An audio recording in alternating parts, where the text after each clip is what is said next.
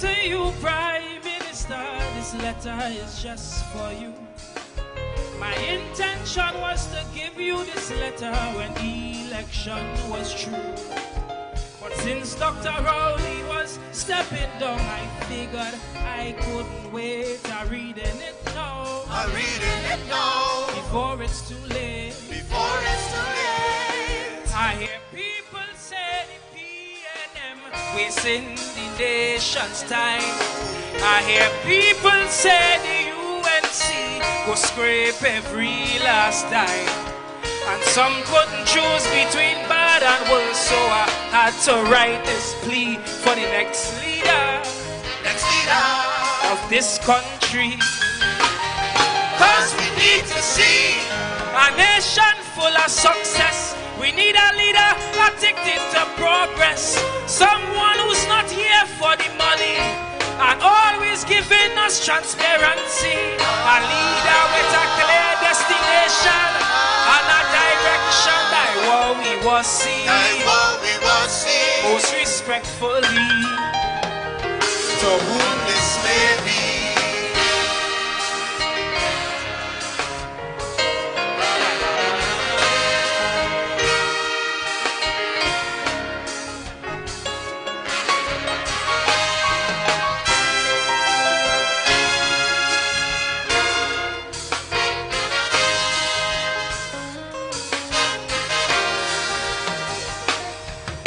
Some people say bad politics slowing this nation down. And some people say implementation is where we does go wrong. But I say that they both are true, and that's what we need to see to fix our style of democracy. Some people say this moving world keeps on evolving, and some people say our infrastructure needs some upgrading. That's why I hope this letter you read for these issues to resolve, so sweetie auntie could start to evolve. Cause we need to see ministries that competent. Information you'll get in 10 seconds. Public servants who will answer the phone and give you advice with a pleasant tone. A bank run should take you the whole day. It's time we stop playing. I what we was see. Most respectfully, to whom this may be.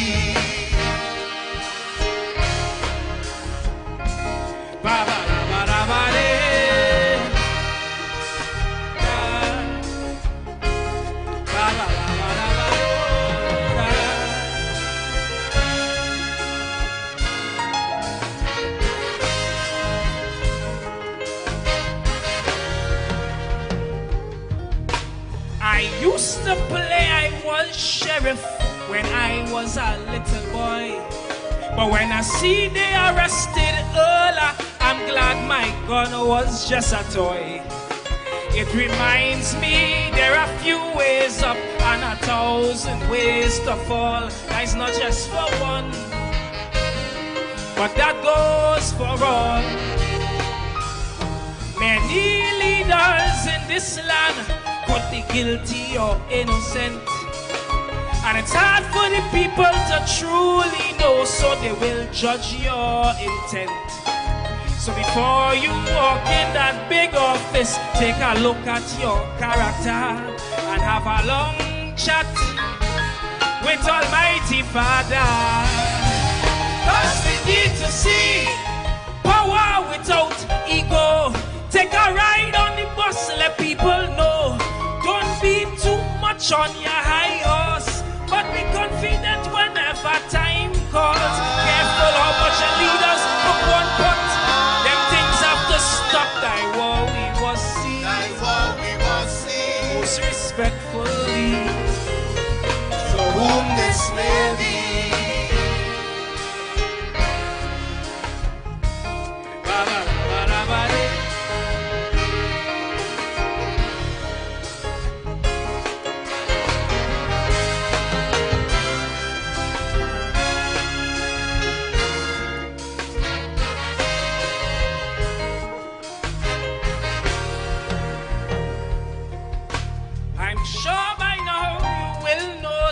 This is written in the future tense, with hopes that you are a leader of great poise and great resilience. One who structures TNT with its local policies, not from global powers, but what the nation needs. I'm not going to lecture you on what's right and what is wrong, but I ask you based on the people's needs, keep your ears down on the ground. And don't be like Gillian Bishop and not care what the people think, cause you could still learn from the babes and sucklings. Cause we need to see TNT in the World Cup, innovation from young people non-stop, a culture industry to hang the emblem high.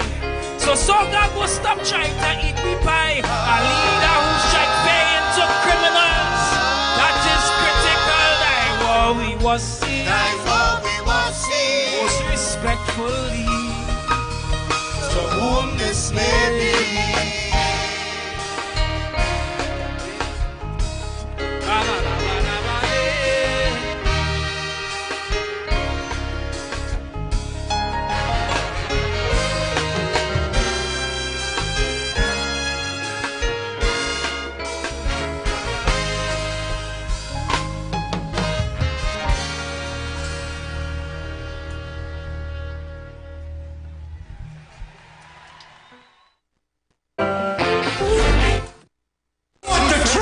You can't handle the truth. And fair. I seek righteousness.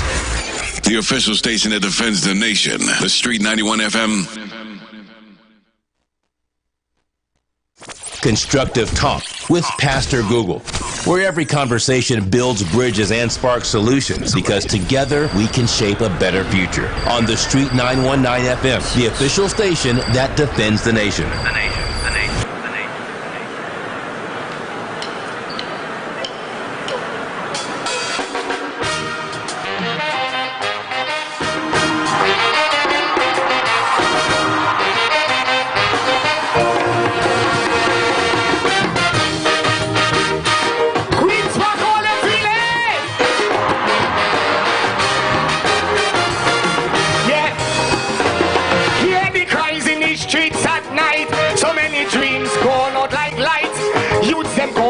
System cold, chasing shadows that take their soul.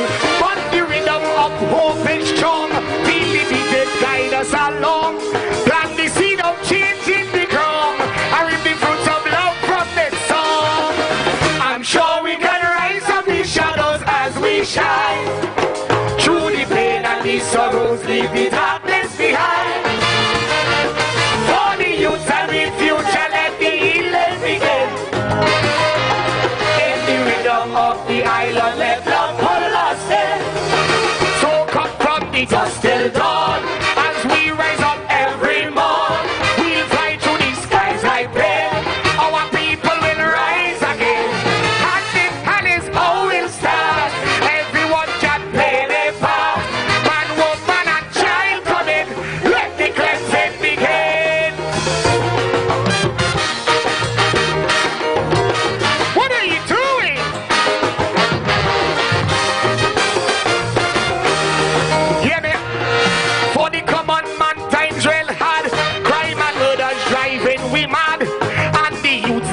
Find no work, cause the system take them for true. Let the positive fight control.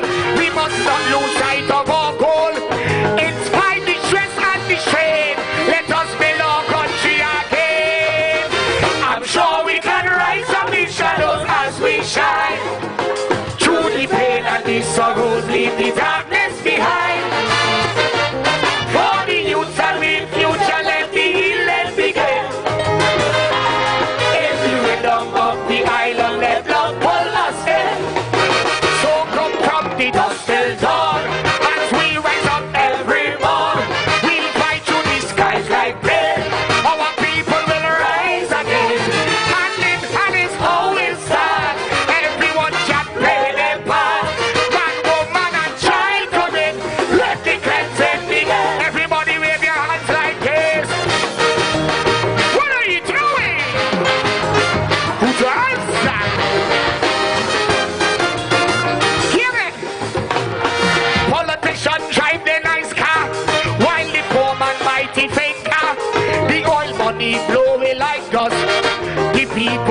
don't know who to trust.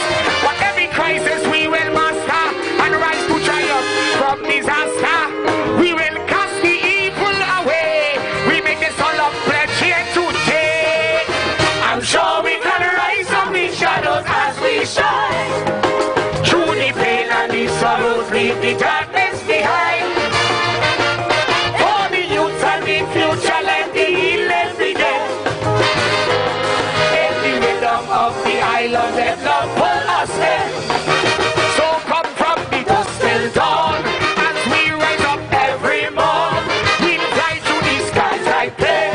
Our people will rise again. And this hand is how it starts. Everyone can play their part. Man, woman, and child, let the cleansing begin.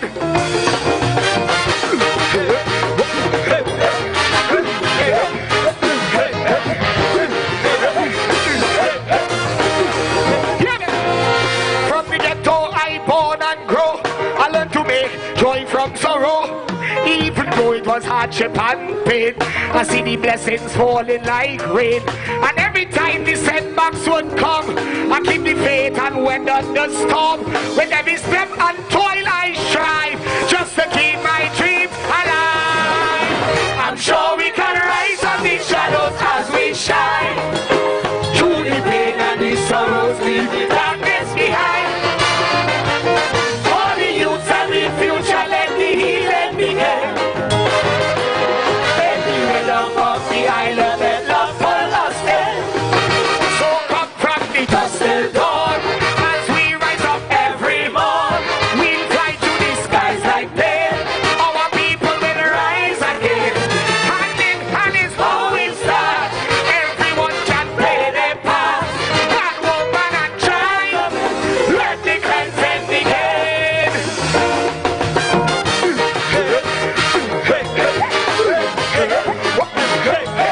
What are you doing? Dancer.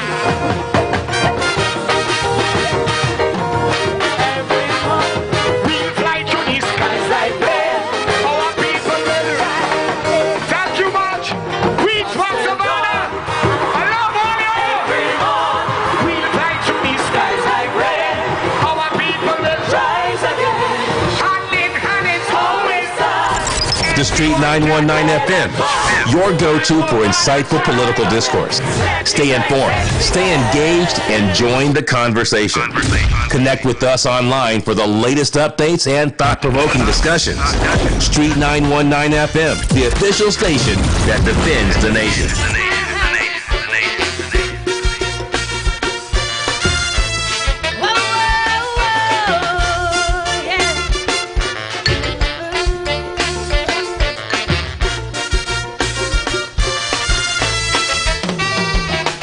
A leader, how to choose a leader. That's the most relevant question today. Now that the man retire, people spitting fire, and every talking head having their say. For in this mixed up land that we call Trinbago, many times the Dutch got spoiled on to race. They say that one side like African and the next prefer East Indian. But this way of choosing leaders is a disgrace. Yeah, why? Because a leader must help his country to rise. Be able to motivate and then mobilize. And a leader must be one whose vision is clear, holding ethics and integrity. Oh yes, a leader should be humble and polite, not wrapped up in ego, arrogant, always picking fight. Not a tyrant or a dictator. That is not what this country needs. That will only make my nation lead. His first goal should be service, not self-advancement or greed. Blessed is the one who was born to lead. Oh, good leaders are born, not made. Setting standards is get trade. Blessed is the one who was born to lead.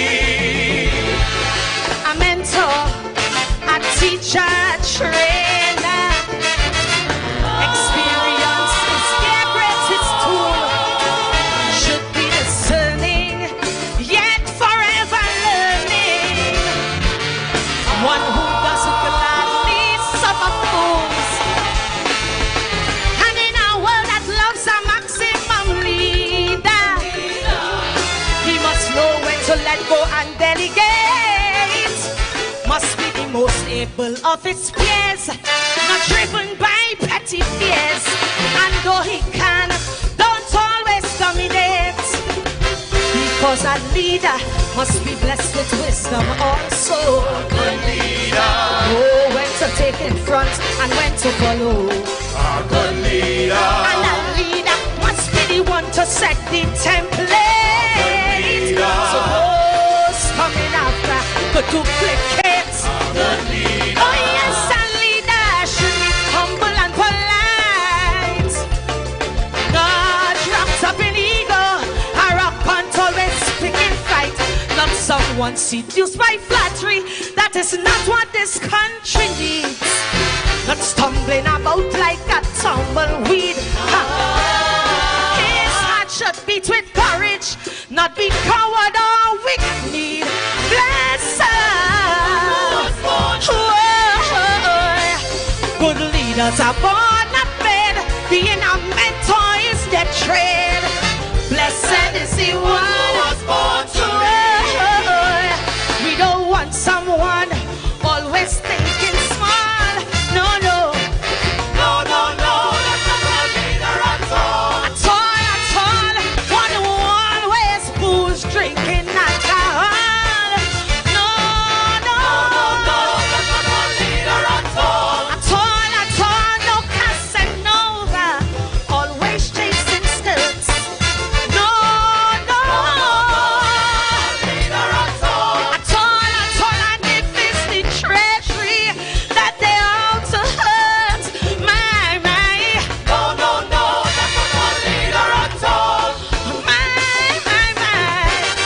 Huh, Whoa, we don't want that. We can't handle that. Whoa, a leader, we don't want that. We can't handle that. A trickster, a conman, a hustler. We don't need someone specialized in fraud, but want to be respected and never rejected. Here at home and especially abroad, they don't have to be a lawyer or doctor. Their first degree should be common sense. And when it's time to decide, you cannot run, you cannot hide. A firm stand he must take, don't sit on the fence. Because a leader mustn't drift like sinking sand. By the courage of his convictions, he should stand. And a leader can't bend with every wind that pass. So his values and principles hold fast. Oh yes, a leader should let his instincts prevail. Know how to cut apart where there is no trail. Not someone seduced by flattery. That is not what this nation needs. We don't need another trumpet, indeed. Should be stable with family values, not looking for young girls to breed. Blessed. Good leaders are born, not made. Setting standards is their trade. Blessed is the one who was born to reign. Good leaders are born, not made. Lifting up others is their trade. Blessed. Blessed is the one who was born to Blessed. lead. Yes. Good leaders are born, not made. Leaving us better off is their trade. Blessed is the one who was born to lead. Thank you. Poverty is no excuse. You don't ever win but lose. This is Karina Shea and you're listening to Pastor Google on Street 919 FM. If you're not listening, Google program on Street 91.9. Look to press, because Google is the best. Yo, this this is Chuck Gordon Constructive representing Talk with Pastor Google, where every conversation builds bridges and sparks solutions, because together we can shape a better future. On the Street 919 FM, the official station that defends the nation. Constructive Talk with Pastor Google on the Street 919 FM, the official station that defends the nation.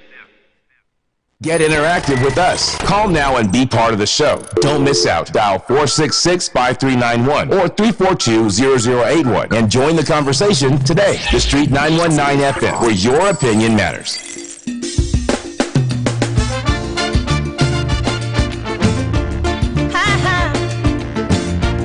Good afternoon, good afternoon, good afternoon, good afternoon. It's Friday. It's Friday. Yes, it's Friday. It's Friday. It's Friday. It's Friday. It's Friday. You know, I saw something in the news just a while ago. I saw something in the news. Well, what's going on with these planes in True? What's going on with these planes in True? What's going on? What's going on with these planes and them in True? I saw something just now where a passenger, an American Airlines plane carrying 179 passengers caught a fire on the tarmac after making an emergency landing. What's going on? What's going on? I'm missing something. Somebody fill me in the loop now. What's going on with these planes falling out of the sky? You know, these planes that they just fall. This is about how much planes fell out of the sky so far. Well, let me rephrase that. How much planes we are seeing having some serious difficulties.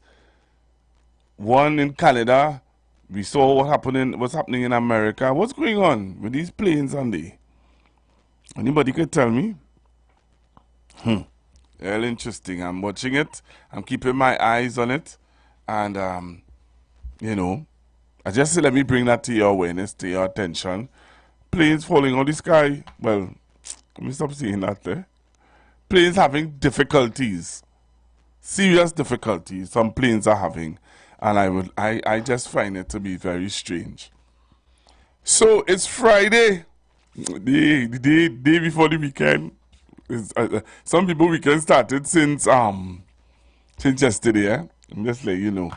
There are some people they're very, very, very much happy that I thought today was Thursday, you know. I thought today was Thursday, to be quite honest with you. I thought today was Thursday. But no, it is Friday. Yep. And yesterday they showed an interview with the Prime Minister of Trinidad and Tobago, Dr. the Honorable Keith Christopher Rowley. Yeah. You know, Dr. Rowley did that interview, and some people have a problem.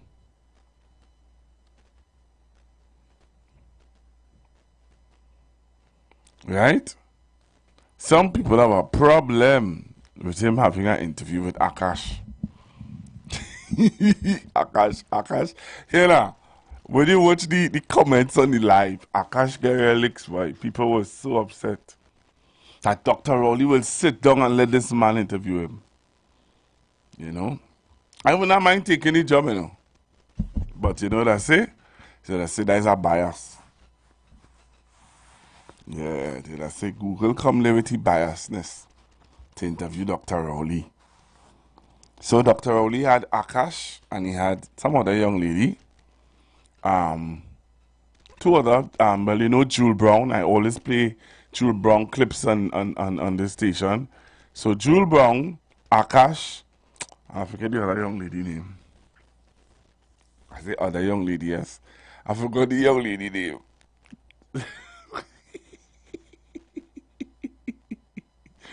Yeah, I forgot the young lady name. But yeah. And also I'm seeing in the news where the police seized over $2 million in cocaine. $2 million in cocaine. We are still at we still having so two things I would have wanted to bring to your attention. Right? Something else I wanted to talk. So we're gonna talk about a little bit about this interview. What are your thoughts about the interview? What are your thoughts about the questions that was asked? What are your thoughts about the answers that was I tell you, Dr. Oli going out a champion, you know. Let me tell you why. I have a partner, my real partner, don't like Dr. Oli at all. And I tell you, he don't like Dr. Oli. And here I said I'm a partner because we just have it out. Don't like Dr. Oli at all. When he called me this morning, very humble he called. He said, brethren, he said, we boy. He said, I had to tell you, you know. He said, Dr. Oli's our boss. I said, what? I said, yeah, Dr. Oli's our boss. He said, you listen to the interview? So I asked him, I said, what? I said, but I drop asleep on the interview, yes? He said, you? A man like you? Drop asleep on the interview? Nah, man, you's a jokey Dr. Oli fan. See, by the time that interview, you couldn't sleep. The interview was intense. I say, yeah, right. And he was going on and on and on. And he said to me, he said, nah, boy. He said, I didn't like the man, you know, boy. He said, but after that interview with Akash, he said, first to begin. Yeah. He actually allowed Akash to come and interview him because he knew that Akash would have given a UNC view or a UNC question. He said, but hey, the man was so polished in his response. Akash shouting down the man and the man was calm. I said, yeah, that is what when you're going to resign does do to you. You just get calm and happy. Oh gosh, yeah. But my partner was really impressed with the interview, and my partner said, "Well, yeah, he win my vote. They get my vote there." Yeah, I wasn't going to vote, you know. He said, but after hearing Dr. Rowley, he said, "Yeah, boy, they get my vote." And I can imagine how much other persons would have sat down and listened to that interview and would have made up their minds. I have a friend again too. She was on the fence. She was on the fence, you know. She was like, I ain't sure I voted this year, nah. Me, I ain't la la la. And she was like, you know, and then after any interview last night, she said to me, she said, if I don't vote, my conscience will beat me. She said, I would not be comfortable with myself if I don't vote. I said, why? She said, no, chalk and cheese, boy. You're talking about leadership. You're talking about a man of... You listen to the man talk. I said, but he's not going up. She said, but I don't care. That is what you call a good leader.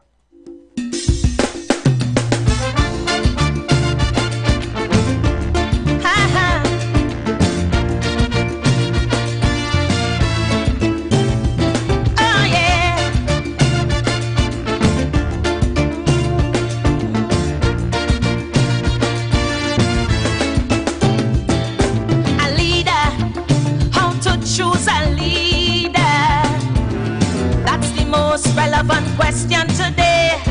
Now that the man retire, people spitting fire, and every talking head having their say. For in this mixed up land that we call Trimbago, many times it does just boil down to race. They say that one side like African and the next prefer East Indian, but it's a way of choosing leaders is a disgrace. Here why?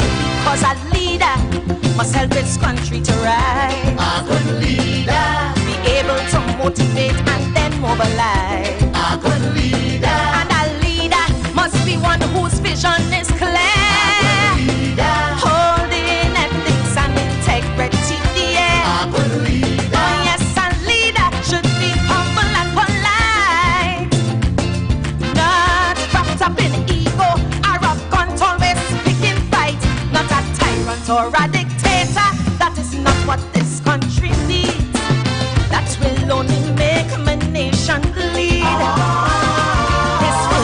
should be service, not self-advancement or greed. Blessed is the one who was born to lead. Good leaders are born, not made, setting standards is their trade. Blessed is the one who was born to lead. A mentor, a teacher, a trainer. Experience is their greatest tool. Should be discerning, yet forever learning. This meal tip is being brought to you by Royal Castle. Our culture, our taste. In this month, close to 2 billion Muslims worldwide observe Ramadan, their most holy and beloved month, yet most difficult. 30 days of fasting from food and drink and praying build mental fortitude and closeness to Allah. There is a lesson in their sacrifice, discipline, and faith, a motivation to us all to be resilient and look forward to a brighter day. Just as the hunger of Ramadan ends with the joys of Eid, it is our prayer that the power of this holy month inspire humanity to awaken, to remember God, and to make this world a better place. Ramadan Mubarak to our Islamic community and our nation from your Royal Castle. Here's another meal tip from Royal Castle. Going to the beach? Heading to the river? Or perhaps having a get-together at home? Take the hassle out of the lime, pop into a Royal Castle, and pick up the mega meal. Get 12 tasty pieces of chicken with flavor to the bone, together with 6 regular sides. Mix them up with your choice of fries, coleslaw, potato, or fresh salad, plus an 2-liter soft drink. Let us handle the cooking while you focus on a good time with your crew. So pick up a mega meal or 2 from Royal Castle. It's our culture, our taste. Lent is here, and the castle is making fasting easy and tasty. Come enjoy any of our 5 delicious fish options, all made with a fresh catch, seasoned local style, and cooked to golden perfection. Try the fish meal. 2 slices of fish with a side. The fish combo. 2 slices of fish, 1 side, and a drink. Maybe the fish sandwich combo of 1 sandwich, a side, and a drink. Want more fish? Well, the Royal Fish Meal is for you. Enjoy a slice of fish, a fish sandwich with a side and a drink. Or maybe you just want our famous fish sandwich. The delicious Lenten specials are hot and waiting for you at your nearest Royal Castle. That tip was brought to you by Royal Castle. Our culture, our taste. Pastor Google on the Street 919 FM, the official station that defends the nation.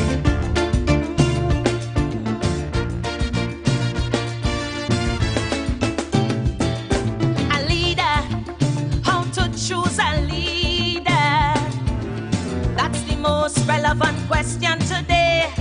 Now that the man retire, people spitting fire, and every talking head having their say. For in this mixed up land that we call Trinbago, many times it does just boil down to race. They say that one side like African and the next prefer East Indian, but this way of choosing leaders is a disgrace. Here why?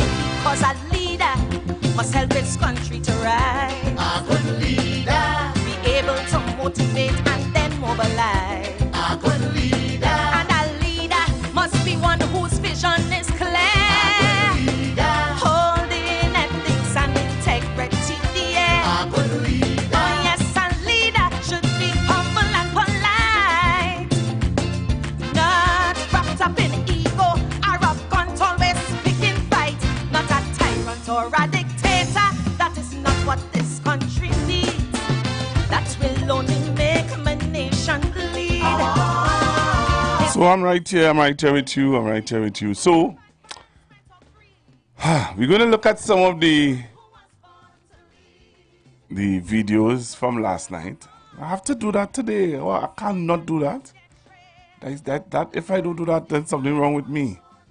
Something is wrong in here. I'm gonna fix that just now. But yeah, if I don't play the video clips of what was said last night, then something wrong.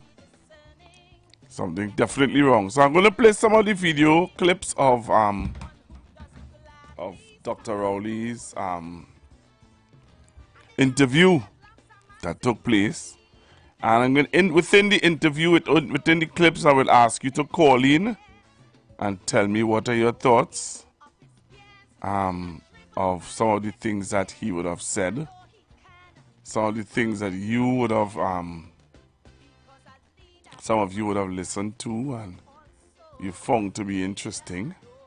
All right, so we're going with some of the clips. We're going to take some of your calls, and we're getting you ready for Sunday.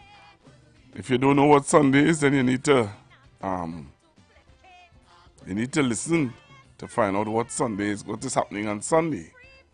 All right, and you're going to let me know if you're going to be coming down on Sunday.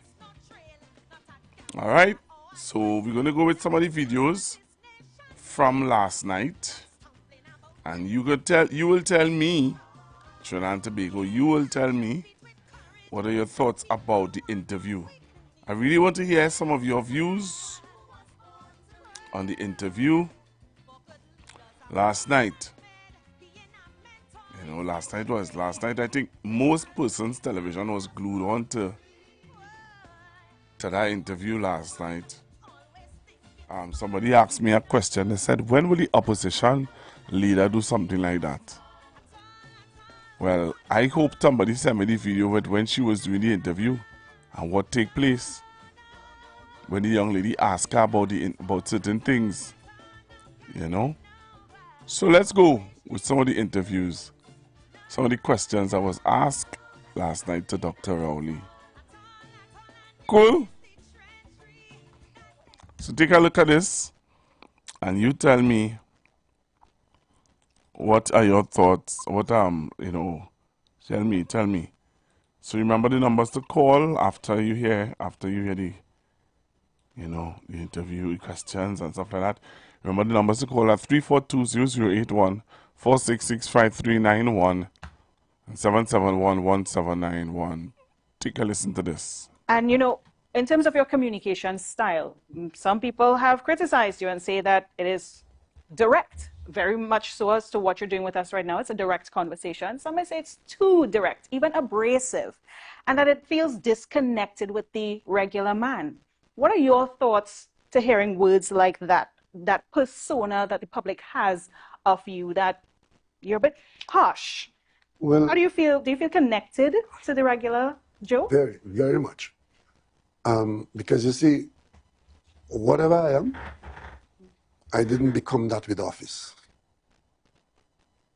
You see, if you are in office and the office makes you walk a certain way, talk a certain way, behave a certain way, then you are a new creature. Whatever I am is what I've been. I try to be respectful. I try to be fair. I try to be responsible. And as long as those three attributes are what I am, I think I qualify to interfere with public business.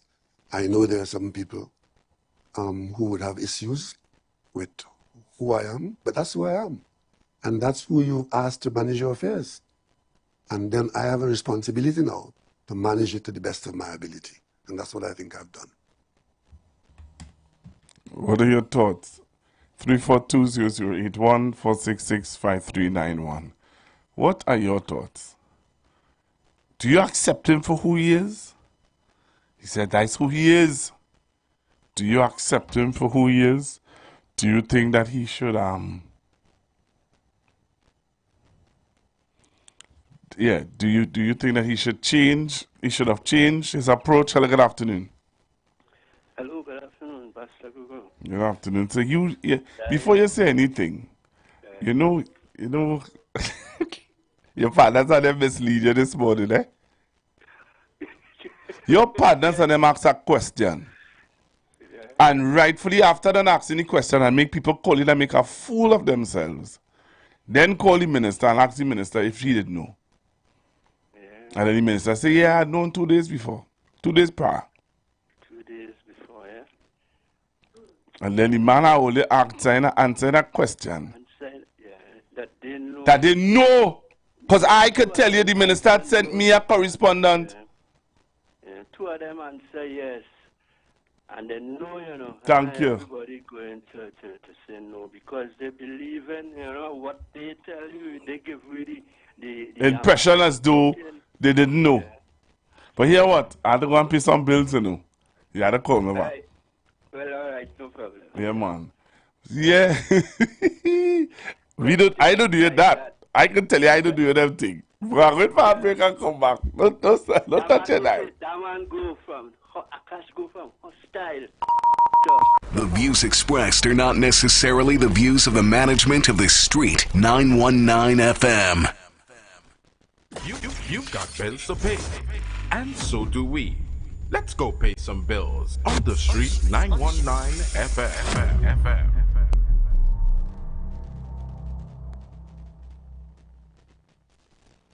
In this month, close to 2 billion Muslims worldwide observe Ramadan, their most holy and beloved month, yet most difficult. 30 days of fasting from food and drink and praying build mental fortitude and closeness to Allah. There is a lesson in their sacrifice, discipline, and faith, a motivation to us all to be resilient and look forward to a brighter day. Just as the hunger of Ramadan ends with the joys of Eid, it is our prayer that the power of this holy month inspire humanity to awaken, to remember God, and to make this world a better place. Ramadan Mubarak to our Islamic community and our nation from your Royal Castle. This is the voice of the PNM. TNT, this is your invitation. On Sunday, March 16th, the People's National Movement is calling you from every town, every community to gather at the historic University of Woodford Square from 2 p.m. as we proudly present the 41 candidates for the 2025 general election. Hear from our Prime Minister, Dr. the Honorable Keith Christopher Rowley, incoming Prime Minister, the Honorable Stuart Young Senior Council, as they usher in a bold new era of governance for Trinidad and Tobago, and a powerful lineup of speakers, including your new PNM candidates. Be there as the leaders of today and tomorrow address us in Woodford Square. Don't miss performances by top soca artists, dance performances, tassa drummers, rhythm sections, and more on Sunday, March 16th from 2 p.m. at the University of Woodford Square. All are invited. Wear your red, meet your candidates, and be part of history. Great is the PNM. Port of Spain, Point Fortin. It's your turn to laugh like never before. Alternative International Comedy Festival featuring comedy star Damien Melville in concert with added drama, including Damien Melville as Dr. Rowley. Coming to Winifred Atwell Auditorium, Queens Hall, Saturday, March 22nd, and Mahaika Oval Sporting Complex, Point Fortin, Saturday, March 29th. Both shows, 7 p.m. Also featuring the biggest stars of Caribbean comedy. Christine, what are your parents' occupation? Sir, they're working in the iron and steel business. My mother does iron and my father does steel. Get tickets today and save a fantastic $50 while stock lasts at islandingtickets.com. Caches, Port of Spain, Gulf City Mall, Trin City Mall, Michelle's, Arima, Passag, the Food King, and Food Fantasy, Point Fortin, Valini's, San Fernando, Crosby, St. James, Extra Food Supermarkets, nationwide. For more info, call Alternative Festival Hotline at 774-5555. Planning your Tobago getaway? Choose the highest Google-rated car rental company on the island, O'Neill Auto Rentals Tobago.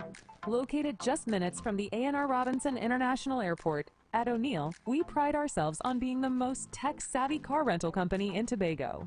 Our process is 100% digital. No paperwork, no long lines. From easy pickup to seamless returns, renting a car in Tobago has never been simpler.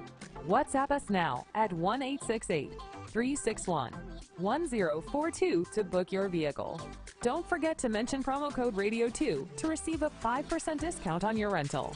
Send a WhatsApp message to 1-868-361-1042 today. That's 1-868-361-1042. O'Neill Auto Rentals Tobago, the easiest, most reliable car rental experience on the island. Vehicle availability is subject to change. Driver must be at least 25 years old and have a valid driver's license to book. For more information, visit www.rentalcartobago.com.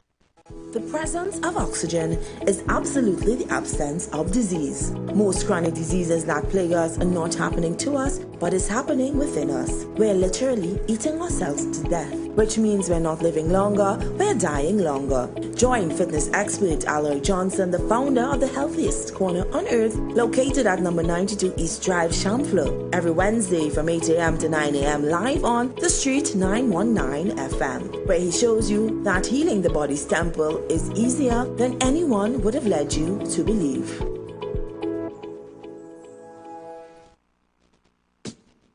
Let's praise Him, let's praise Him. Let's give God the praise. Let's praise Him, let's praise Him. Let's give God the praise. Let's praise Him, let's praise Him. Let's give God the praise. Let's give God the praise. Father God, we love you, and we know you love us too. God, we beg you for forgiveness for the wrong things that we do. God, we need your intervention. Too much evil in this land. In this land, in this land. Every day my people killing, shooting, fussing, fighting. God, we need your helping hand. God, that's flowing like a river through this land. Too much murders in this land. Flowing like a river through this land. God, we need your helping hand. Father God, we need your helping hand. Blood flowing like a river. Like a river. Let us give God praise. Get on your knees and when we start to God will hear from us and heal this whole country. Give God praise. Hallelujah. Glory. Hallelujah. Let's give God praise. Hallelujah. Glory. Hallelujah. Put up your hands and sing now, sing now. Glory. Hallelujah. Let's give God praise. Hallelujah. Glory. Hallelujah. Almighty God, we need you. There's no other God but you. You're protective and providing. We put faith and trust in you. God, blood is flowing like a river. Crime and murders every day. Every day, every day. God, you're the only solution. That is why we kneel and pray. God, blood flowing like a river through this land. Too much murders in this land. Flowing like a river through this land. God, we need your helping hand. Father God, we need your helping hand. Blood flowing like a river. Like a river. Let us give God praise. Get on your knees and when we start to God will hear from us and heal this whole country. Give God praise. Share the live. Share the live. The Street 919 FM on Facebook and Instagram. Share the live. Iowa George on Instagram. Share the live. Iowa TV and Street TV on YouTube. Share the live. The Street 919 FM. Right, so I'm back with you, and as I said before, I'll be taking your calls because I want to hear from you. What are your thoughts about the interview last night? Right? So I want to play this for you. Because I played you one where he talked about, where Dr. Hollywood talked about, you know, his style, his communication style, that's what I would call it, his style. And it's not something he put on, it's something that that's him. Take it or leave it, that's how he is. Right? But I want to play for you the beginning of the interview. And I want you to listen to what the Prime Minister said and how he answered this question. Right? You know who jumped out the race first. But, you know, I want to play this for you. Listen. You remember you can join me on Iwer TV. You can also join me on Street 919 FM Facebook page. If you want to link up with me, take a listen to this and view what we're talking about. Thank you very much, Prime Minister, for this opportunity. And we do have a lot we'd like to discuss, so I just want to get straight into it. And it would be remiss of me not to start with crime, which I'm sure is not surprising to you. But you're leaving in a couple of days. But you're leaving in a time where we are in a state of emergency with over 70 murders. You would have presided over the country during some record high murder rates, some of the bloodiest we've ever had. We have a situation where your police service is arresting the police commissioner. We had a situation with the SSA, and overall people just don't feel safe. It seems like kind of a downright mess. And the question I have for you, Prime Minister, would you say you're leaving this office having failed us on crime? No, I wouldn't use the word fail. I would say that we have been challenged before I came to this office. We have been challenged throughout the period, and as I leave, the challenge continues. But it's not a question of an absence of effort. The crime that we are experiencing and have been experiencing for quite some time, as you would have known, you would have seen me as Prime Minister moving the conversation away from incidental crime to crime as a public health issue. And while in the political arena, that can be dismissed and say, well, the Prime Minister wears the wrong color suit and didn't have any policy to prevent criminals from conducting crime. The longer we take to accept that crime is a public health issue, the longer it will take for us to ameliorate it, and I wouldn't even say eliminate, because what we are experiencing is a societal behavioral problem, and it does not respect political cycles. We have had a number of initiatives which are called for. Some have been successful, some have not been. We have some serious compartmentalization in authority, and that makes it difficult to do what you would like to do as policy and as executive. We have a lot of restrictions, and I wouldn't go into the details of that. Maybe later in the conversation that might arise, but I'm disappointed that we have not been able to do more with respect to this societal behavioral aspect of criminal conduct. And it is something that is not a feature of this person, this race, this geography, that geography. There was a time when it was steel band men and little gangs and with iron bolts and razors. There was a time when it was love and till. Now it is the entire nation.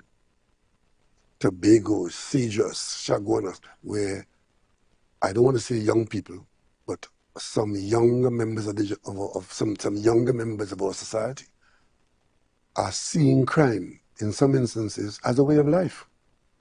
And those are problems that require permanent engagement and even retrospection as to how this is happening. So while as a government and as head of a government, I will take responsibility that we have not pushed it back as far, but we've made some progress. But we have to keep trying to understand the source of it, because there's a bit of a revolving door arrangement with respect to detection and suppression.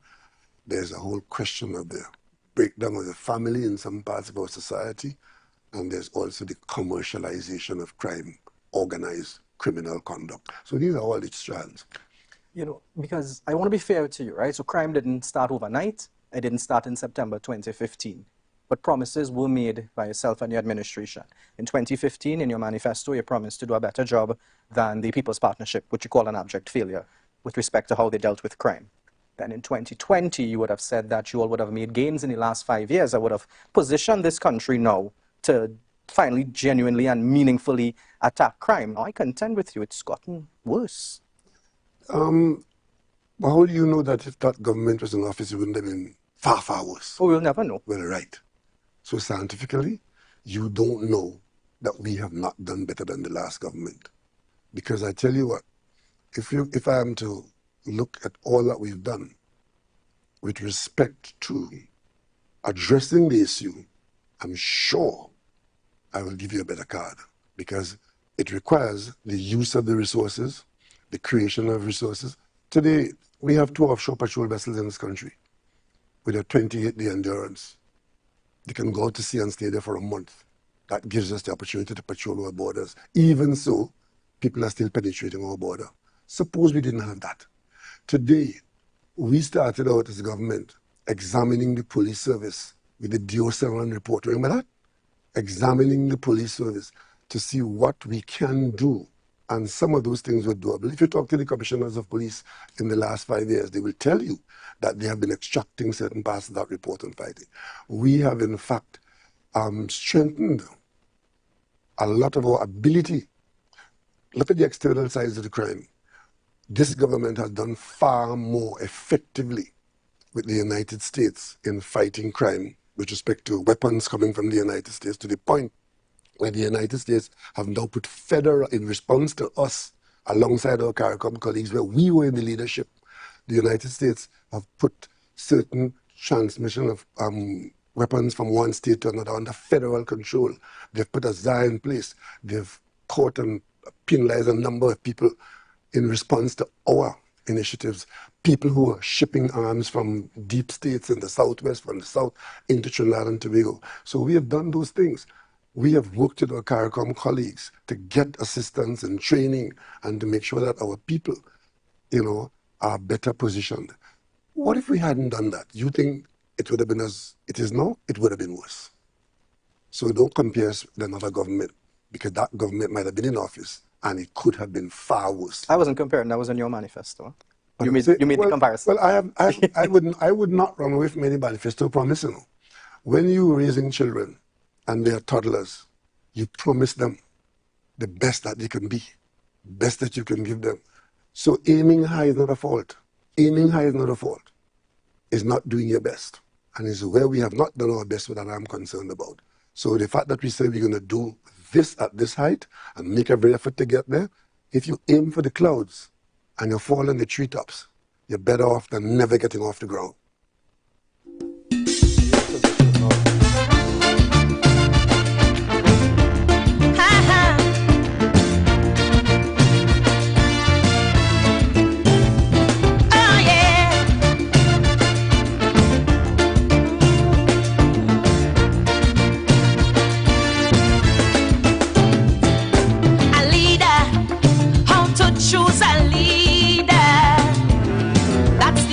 Relevant question today. Now that the man retire, people spitting fire. Here Antana boy. Here Antana boy. Only listening to a leader boy? Many times it does just boil down to race. They say that one side like African and the next prefer East Indian, but it's a way of choosing leaders is a disgrace. Listen what she say. Listen what she say. A leader must help its country to rise. A good leader. Be able to motivate and then mobilize. A good leader. A leader must be one whose vision is clear. Holding ethics and integrity in the air. Let me be real now, Olia. You all hear the answer? So I'm going to the phone lines because I want to hear your views. I don't want the discussion to be about Akash. We're not talking Akash. We're talking about good leader. Go, please spare me with Akash. I don't hear nothing but Akash. I want to hear about how you felt. Are you happy? Are you comfortable? What is your views on Dr. Rowley's response to the questions? That is what I'm talking about, eh? I'm not talking about Akash. Experience is their greatest tool. So we're going to the phone lines. What are we saying that you need to do? You need to get interactive. Interactive with us. Call now and be part of the show. Don't miss out. Dial 466-5391 or 342-0081 and join the conversation today. The Street 919 FM, where your opinion matters. Hello, good afternoon. Good afternoon to you, Pastor Google. Oh, tell me, what is your thoughts on the answer? What were your thoughts? Pastor Google, first of all, it is difficult after that first question from Akash Samaru. And I would like people to understand, your listeners to understand. Picture that question being asked if the opposition leader, the present opposition leader, was in that chair. That type of question. But Dr. Rowley was magnanimous, the way he responded to the question.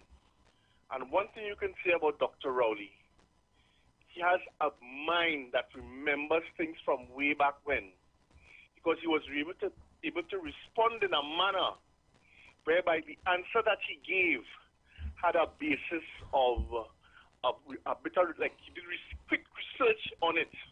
You understand? He was able to start at the beginning and come forward. He put a base to the answer, then I'll put it that way. Right. You understand? Right. He put a base to the answer of how things were when he got in. You understand? And what were the immediate things that he did with respect, if you can recall. When he got in there, he did a police survey on the police. Remember that? Oh, he said that? Right, he did a survey. He had to start, you see, he had to start somewhere. So he started with the survey. I recall when he started with the survey. Because when he got in, there were many, many things that were already wrong. Remember, the past regime changed about 5 or 6 Ministry of Ministers of National Security. You understand? He didn't want to go down that way. He didn't want to go in that particular direction. Later on in the interview, he responded to another question vis-a-vis Minister Hines. And you will, of course, I know you would have heard that response as well. But the point is, his first question was a tough question which he handled eloquently. He put the base there, and he was able to come up and respond in a particular manner that even Akash had to have a follow-up question because he was caught. He thought he would have caught Dr. Rowley at the beginning, but instead Dr. Rowley caught him. Thank you very much. Have a good afternoon. Hello, good afternoon, caller. Good afternoon. You just show off your whole show about this, eh? Say it again? I say you just show off your whole show. How you could tell people don't call and talk about that? Nah, because you see, it will move away from Dr. Rowley. And yeah, it will move away from Dr. Rowley. The man is a boss. Man answered perfectly. You can't even ask him an next question right after that. Thinking about how he does the type of person he is. It's the same thing with Mr. Manning was there, you know. He's a person on the ground and how can I do this? He never had no kind of conversation with the man. They're going with what people say, and that is how you judging the person. The man just that's how he is. Yeah, that's how he is. Yeah, you talk about the nation. You talk like that, man talking normal. I would like about him too. Thank you. Thank you very much, caller. Yeah, man. Hello, good afternoon. Yeah, good afternoon, Google. Good afternoon, sir. In the first place, he was not supposed to even have relevance in asking that question. The fact that question could come up and that question could have credibility and concern tells you that the performance was lackluster. That is the first thing. Because if the performance was very different, you would have had a very different set of questions and concerns. And I don't know, you say you don't want to go to Akash, but them fellas and them there, them is duncees. Because if you been around so much in the news reporting, that's the petty kind of question that you're going to pose, and this is the way you're going to bring it to somebody who, come on. And the fact that the news reporter is so petty, but he could ask a question like that with relevance to tell you about how the performance is lackluster. And that's the problem in this country. There is too much incompetence, and the higher you go is the more incompetence that you begin to find. We're supposed to have a country now where all of the people in the country should have been told, we're not tolerating any crime and criminality. Ladies and gentlemen, in the communities where you live, no one is to tell you what you can do at your property. If you want to build a wall, if you want to do a project, no one in your community can tell you that you have to choose this person and that person from the community for the work to go on.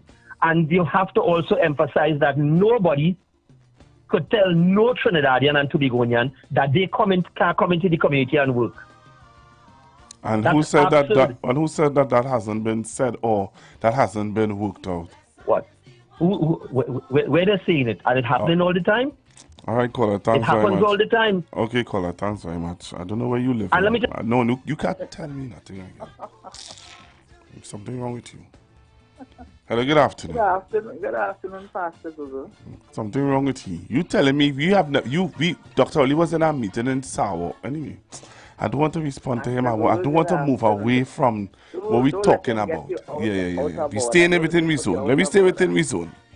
Yes, stay in the border. My Prime Minister did what he have to do. He said what he have to say. He did make no fuss. He ain't looking for words. He speaks as he ought to speak. And according to who don't like it, whatever do. He already say what he has to say. He do what he has to do. God bless him. Let him go in peace. Let him enjoy his retirement. Many people couldn't go out and enjoy the retirement. Let him go and enjoy his retirement. They question him to find out what and what. They want to get deeper and deeper. But God, capital G-O-D, he is in control. Pastor Google, it's a simple question you ask and it's a simple answer you want. Have a blessed evening and enjoy your weekend and journey home safe by the grace of God. And Sunday, you go and shake your validation. Mother, you're not nice. They can't tell the red, and when they see the red, so the blood of Jesus. Mother, you're not nice. The blood of Jesus coming flooding. That's what they can't take. Thank you very much, Mother. Hello, good afternoon. Pastor Google, good afternoon, my brother. Good afternoon, sir. Listen, a long time I've been telling my wife that Dr. Oli is a man that born and grew up in Trinidad. He know how to speak, how he grew up. And people in Trinidad, not as I mustn't say the people who are against him want him to be something that he is not. And I keep telling you, Pastor Google, I have seen every Prime Minister and President Trinidad had to offer. And anytime you see a leader who could stand up in front of a mic and not looking at a teleprompter or reading a paper, you have a good leader, trust me. You don't. When you see a leader, always they ask a question and they're asking, asking somebody else to what it is, trust me, you're in bad shape. And Trinidad had some good leaders like that. You understand? But in Trinidad, they want to poison, they want to damage this man so much that they don't know. My grandmother always say, you never know what you had until you lose it. And you trust me, you get Trinidad, but you see how they talking about Mr. Manning, how he was this and how, the same thing they'll come back now and talk about Dr. Oli after you see he's gone. So Trinidadian, only wake up now, only just making people chain you all up, and that man will go down, all the talking, he will go down in the history book as one of the great leaders in Trinidad and Tobago, trust me. So Pastor Google, you have a good afternoon, and I locked on and listening, my brother. Thank you very much. Thank you very, very much. The numbers to call, 342-0081, 466-5391. And yeah, so let's take this one. Let's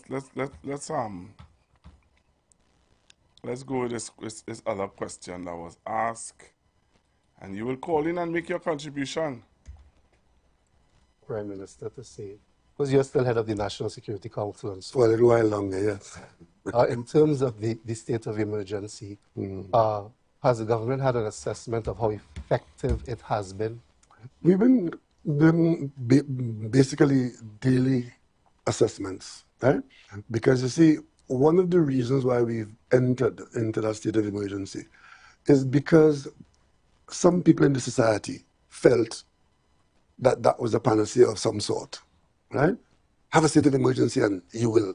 And we didn't want to let people feel that there's a solution available and the government is not, especially the police. The police were in the forefront of asking for that, saying that it will allow them to be more active, to be more aggressive against the known criminal element. So you would have seen we had a state of emergency, especially in this particular instance where certain criminal elements were planning, and we had good evidence that they were going to execute particular crimes in particular locations against particular people. So we had a bit of knowledge that we had to stop this.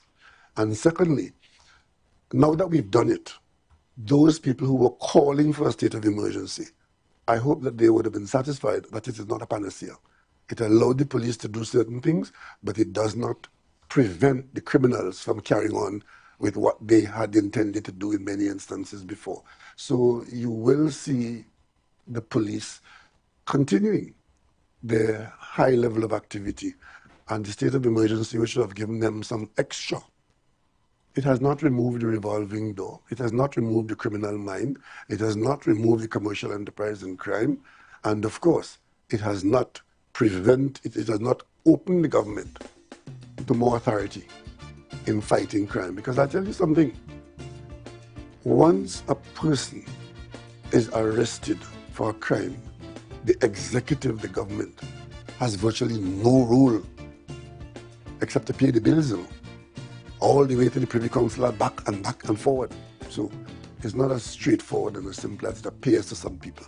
Will there be another extension of the SOE? Do you see that happening? Well, I would not be in the cabinet for that decision, but at this point in time, I think we've done enough, and I don't expect that we would rely much more on that approach, because the police would have been seen to be doing certain things, and now we can continue along certain lines without an emergency. And you would have seen us not going for a curfew and not having certain things done, but the whole focusing on those people who are carrying out criminal commercial enterprises, but you loosely call the gangs, because that's what they are. They're commercial enterprises that are not law-abiding. We expect that the police will continue and improve their attack on those aspects of the criminal crime. One quick follow-up, Prime Minister, on that. But when Minister Young and Minister Hines announced the SOE, I was at the press conference, and one of the questions I posed was the issue of the sustainable approach once the state of emergency ends, so that whatever gains are made once there are, you do not lose those gains. Because well, that is police work. That is police work. And I think I would not want to speak for the police on that. But I look forward to see you speaking to the police leadership and the Minister of National Security, whoever she or she might be, on that aspect of it. But what you just said there is really the continuation of the policing of the country. And not just the police services, the security services. Because the police thing is not a standalone issue, even though we talk about the police. Prime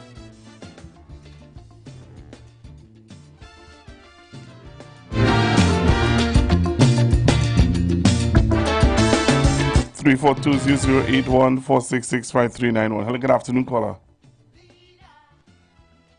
Hello? Good afternoon. Hi, good afternoon. Good afternoon. Brilliant leadership. Very effective. Very prolific. Not once have I heard. I have not been informed. I have not been advised. I have not heard that. Kudos to Dr. Rowley. God bless him. And I thank him for his leadership. Thank you.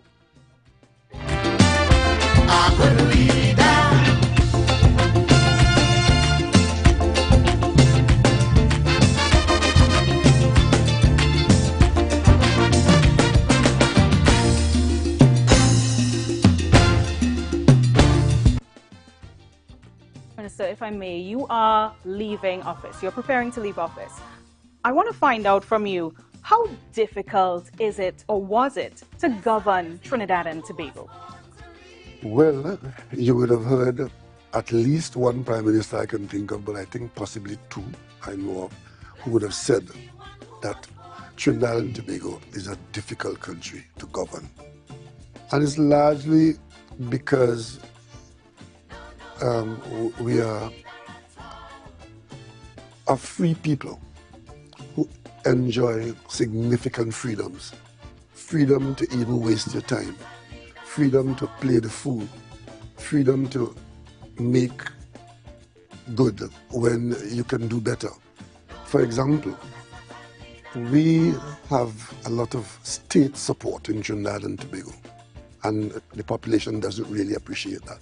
The state carries a lot of responsibility for the citizenry. In some countries, developed countries, if you go to developed countries in Europe, there are certain facilities that are available here that are not available there. For example, medical services. You go to the United States, you are responsible for your health care.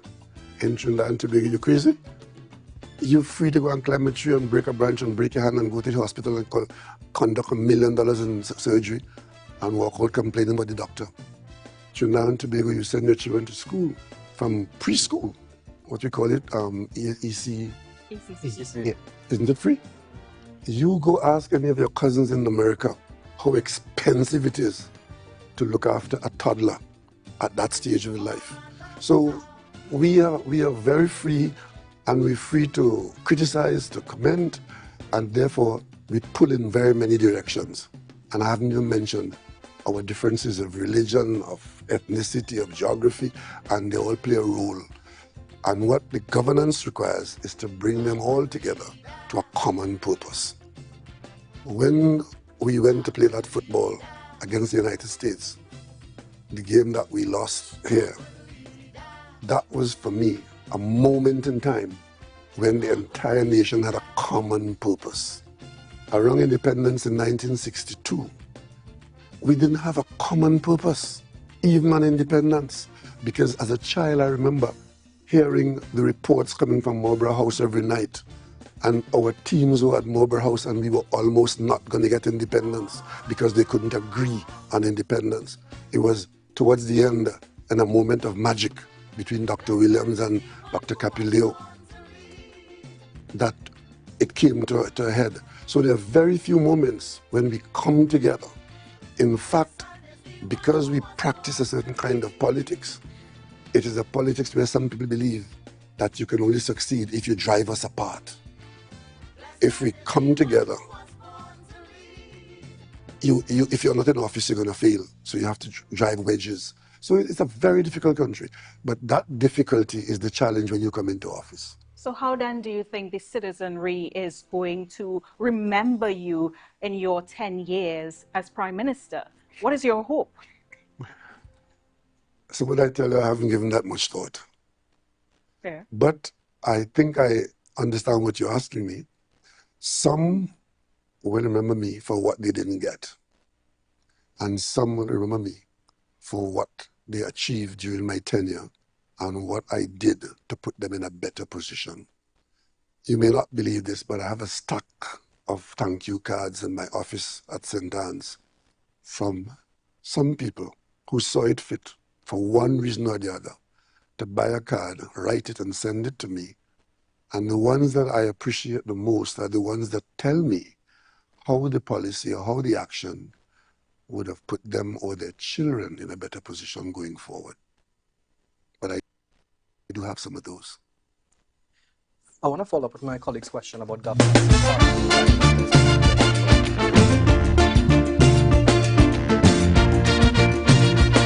Right, so you're hearing, you listening to him. Again, you know, some people may have a problem with the questions that are being asked, but the questions are being asked and he's answering them. My question to you today is what are your thoughts about his response to the questions that are being asked to him as a Prime Minister? Right? That's what I want to find out. Hello, good afternoon. Hello, good afternoon. Yes, sir. Yes, sir. You're asking who is the lady? Like Siguni Mohammed. I'm asking who is the lady. You know, I know Siguni. I just couldn't remember her name. at the Well, point I in time. mean, right? So No, you didn't say that. You say I was asking who is the lady. I ain't asking who. All right. Yeah, Sorry, the man. name, right? Yeah, Yeah. I was trying to say. But she asked the best questions, you know. That those two there, it didn't falter or anything. It just goes smoothly into it. And just quiet. And everything was answered. And she was satisfied. I'm glad you cut off when the next question was coming. Because the other one is Joel Brown besides him. And if she got what she wanted to know, I am satisfied because she asked the best questions. Because I will get back to you with the next question. I'll get back to you again. The man is a statesman and he answered, he was prepared. Yeah. Thank you. All right, thank you very much. Hello, good afternoon. Let me say good afternoon to you, Dr. Google, and good afternoon to our listeners at this time here. Dr. Google, I want to start off with that. I think we can begin a very clear and very strong debate. It was very healthy for the country.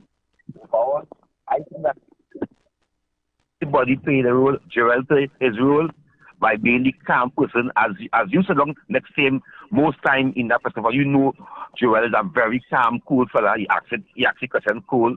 You know Akash is the aggressive one. You know that he's going to ask the Prime Minister questions. And you know the lady come and ask the Prime Minister some beautiful questions. So it was very, whoever select the panel. He select the panel. He select the panel. Huh? He select the panel. But whoever select the panel. I wanted to be on the panel. And they say, and I get blank. And we know Nakash.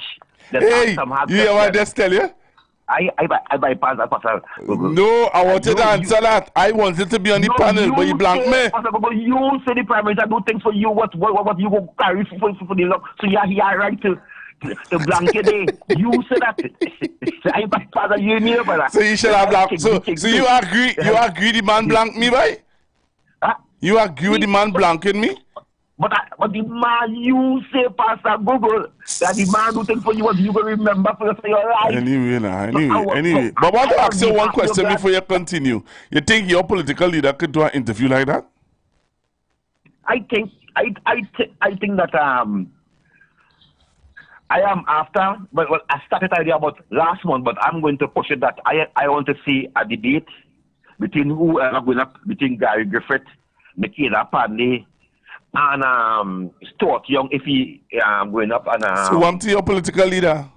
I'm coming up with because I call in every political leaders. But do you think that your leader could sit down and do an interview like that? A sit down interview Why not? Yes, she could sit down and do an interview. Okay. But what I like with the interview, what I like with the interview, it uncut, it untamper with, it on thing. As I said that I have no problem. I wanted the interview was, to me, I measure the scale. I was in the interview, and I see everybody play the role. Everybody play the role. Nakash make it out there as Akash, not Nakash. Akash, but Nakash, I'm not listening to not in no Africanist, but that's kind of guess how to put these names and them. But yeah, I'm a tongue on top already. But he play his role. He play his role. Suki or Suni, which name is when I want to come huh? Miss Mohammed, you don't get tired. Just say Miss Mohammed. When a woman who come now and news anchor, I have no problem with the interview. The problem was balance because Dr. Rowdy knows Akash is name, right? He knows Akash is his name. He know Akash very, very well. He know Akash ask him hard questions or questions what the ground is asking. So he could have said no. And Joel was already in an interview with Dr. Rowdy. So he know the characters he bring in there. He know as a kid. I see some talent. He know, but don't what he know that I'm not catch with a ask hard questions. He still get a little heated as he is always there when he know he know coming out, but he still getting it. But overall, Pastor Google, I think that it was a very, very good interview. Thank you very much. All right, sir. All right, Trinidad and Tobago. Blessed is the one who was born to read. Hello, good afternoon. Pastor Google, good afternoon. Good afternoon, Mom. How you going? Well, I'm good. I'm so proud of our Prime Minister. The point is that I know he would not do less than what he did, right? So he was very good answering his questions and enlightening us on things. And sometime there he mentioned about 2 boats, outside in the sea there to guard. Well, I mean, to protect the Trinidad and Tobago. I'm wondering to know if we had the OPVs, if it would do a better thing and the blame, to prevent all these other boats passing out, coming in with drugs and guns and all of that. And one question I want to ask, when a man going to commit a murder, do it connect with the Minister of Civic Security to tell you or to inform him what they intend to do so that he would be able to persuade them not to do it? Because sometimes, from the impression I get, sometimes as if to say the Minister of Security and do his job, and due to the government, why all these murders? So I just want to know, I wish we still had the blame on the OPVs and the radar system and the trade schools who were to give all the Plaventil people jobs. Now they would have been making their own dresses and have factories and doing things that the trade school would have teach them, rather than saying, no, the government ain't giving them any jobs, the PNM government. So I wish, we had something like that, Okay. Bye. All right. Hello, good afternoon. Yeah, Pastor Gogo. For the last, from 2016, your opposition leader, we never get a good budget response. All she does say with the Maxim. She can't break down figures at all. So if we have to have a debate with she knows nothing about energy, she knows nothing about finance, she knows nothing about social work, she knows nothing about law, she knows nothing. They'll have to design questions for her, and she will have to pick the people to come and interview her. That is the kind of opposition leader we have, When last you hear budget response? The Maxim. That is all the budget responsibility. The Maxim. The last budget response. You hear the kind of embarrassment? Where in the world they could go and represent Trinidad and Tobago? She and the people who she have as ministers around she. Michelle Benjamin. You hear Michelle Benjamin? Kadisha, I mean, you hear the response for the budget, the last budget? If I was an embarrassment in Parliament, the youth Parliament, they have more substance than the people she have around her. Right? That is total embarrassment. I don't know who, but I don't know. All right, thank you very much. Hello, good afternoon. Good afternoon, sir. Good afternoon, sir. Well, imagine that, The man that everybody have the Prime Minister down as don't want to have a conversation with. I sit down and have a conversation with that same man. That shows my level of testicular fortitude. And show that I never go on. I sit down there without any notes, sir. None whatsoever. I sit down there without any notes. But there's a video. I remember there's a video long time. I don't know if anybody could find that video for me, where Miss Bissessa was having an interview with somebody, and she had to go down in the back. She had to, she had 3 people around she, and when she can't answer, she No. I'm talking about a video that in 2010. They were asking Miss Bissessa. There was a young lady doing an interview with Miss Bissessa. And she asked her, what is your crime plan? And Miss Bissessa would have gone on in a bag, looking for something, going, I think I remember that. That was one of the things where they was moving around. Not so? No, she was in a studio. Okay, no, I didn't remember. Okay, that. then. But you see, my Prime Minister chose, he said, you know something? Or they could fire anyone. You see, he said, you know, the population have more control over the 41 members in Parliament than anything else. He said, because in 60 months or less than 60 months, or they can move me. But you know, I really have no control. He said, I asked some of those, I think maybe statutory boards or like, let me say like Petrotrin or you don't understand what I'm saying? To bring the books up financial records and the books up to par. And the government threatened them. And I'm still waiting. He said, under Mr. Manning, we watch out the fleet of police vehicles. And we decide, well, I can't tell a policeman how to drive the vehicle.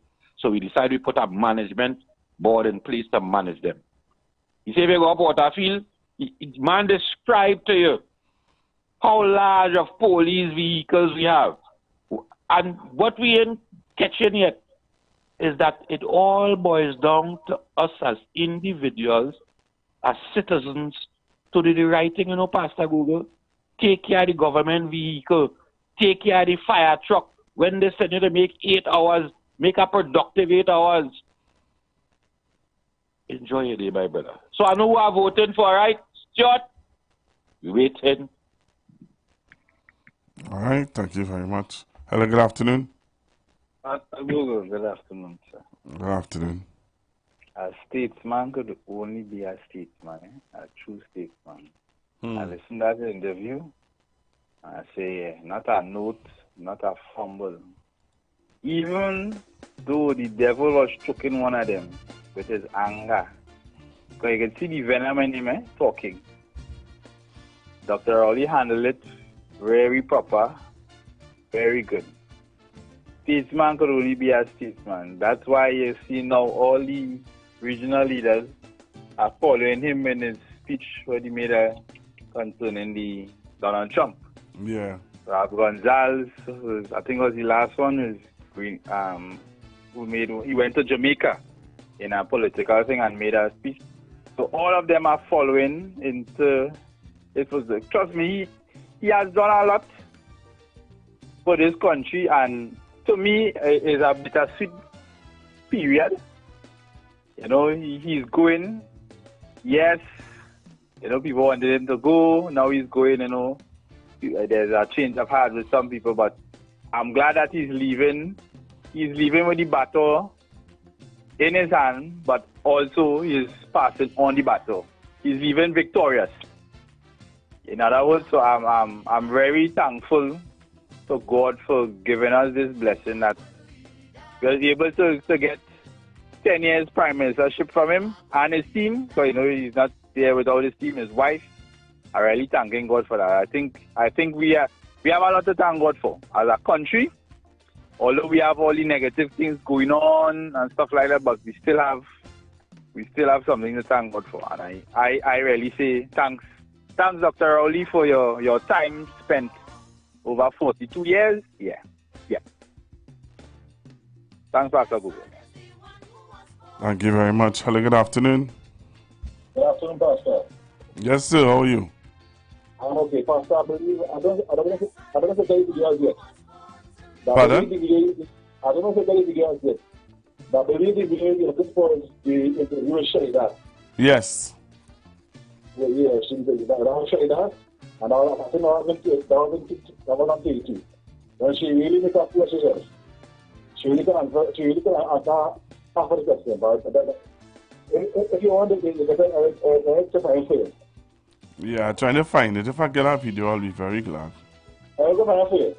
Just let me know. From this time, Shayda, you'll find it. Well, if you find it, send it on the WhatsApp now, because I'm trying to, I don't know, trying to look for it. I can't get now, I'm at home. All right, okay. All right. He might find it. Let's see if my tech guy could find it for me. All right. That's from the time Shayda interview. Then more or less come up with everything different. More or less, yeah. So the time Shayda interview the shipment. I can't do no island. All right, that's all I think I'm doing. All right, thank you very much. Hello, good afternoon. Hey, good afternoon, Pastor Google. Hi, good You afternoon. know, what we witness is the person who is in charge of Trinidad and Tobago giving an interview on how everything went for the last 10 years. And what I realized is that they could not find no question to ask him that he would not be able to answer.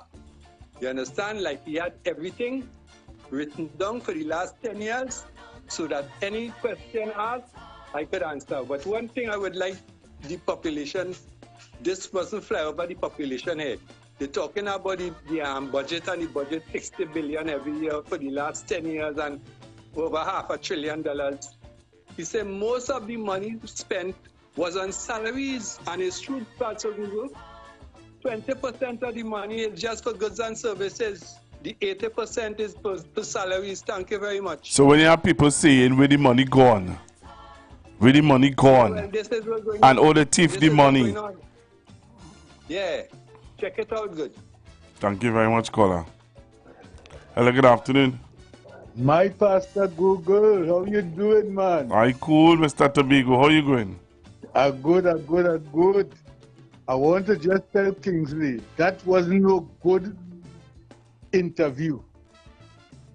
That was an excellent, 100% excellent. I want the UNC, Philip Alexander, Gary Griffith, or any one of them to come there and do something like that without a piece of paper, not even his phone in his hand that he could look at something, or iPad or anything. Bring them, bring any one of them, bring Mrs. Bissessor and sit down there with journalists to answer like Dr. Rowley. That's the boss, and that is what they do like him for. He's better than all of them. I say so, Monk St. George says so. He's better than all of them.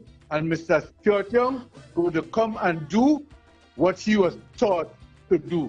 Because a good teacher always have a good student, and a good student always learns from a good teacher. I've gone with that, Pastor Google. Thank you very much.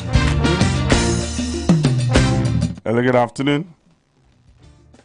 Hello. All right, so we're getting ready to go for a break.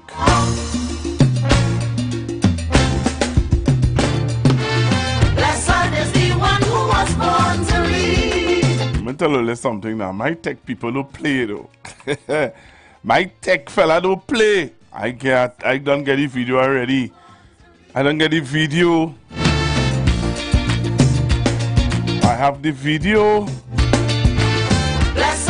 So when we come back from the break, I'll play a little more from the interview. When I play a little more from the interview, and then I'll take your calls, and then we will take some first-time callers, and then we will get ready for Woodford Square on Sunday. We're getting ready for Woodford Square on Sunday. So you see the last hour, I want to know all who come in to say hello to me at Woodford Square on Sunday.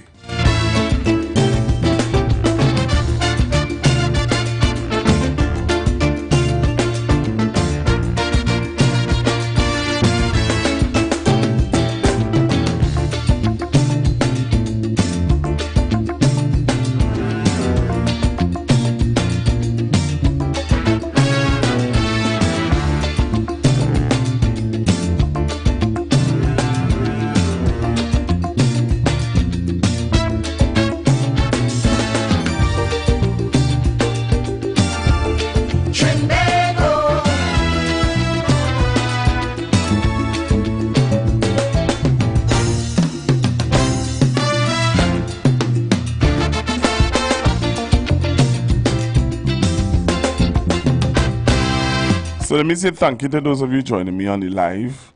All right. Thank you all very, very much. I'm really sorry I cannot see what you all saying on YouTube, but I am very much aware that you all are there. And also, to those of you on Facebook, good afternoon. I hope the person who called yesterday, I wish if you could call back and say if you are free from whatever jail that you believe that you were in. All right? You can call and tell me if you get through. Because I don't know and I can't say who you are, but you could call back and see if you get through. All right? So we're going for a break. We come back from the break. I play a little more for you of the interview. And then we will switch gears. Here I say a little more. Because I know that most of you would have looked at it last night. So we're going for a break. Come back and touch base with you right after the break.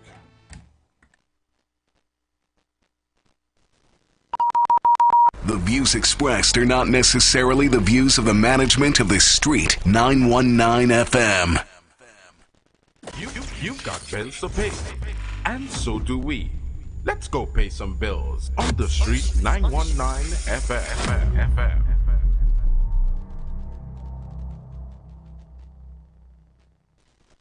Attention business owners. Are you looking to reach a vast audience and boost your brand's visibility? Then look no further. The Street 919 FM is here to help you shine. With over 170,000 followers on our social media platforms, our radio station is the perfect platform to showcase your products and services. Join us and let your message be heard by thousands of eager listeners. Contact us now to learn more about our affordable advertising packages.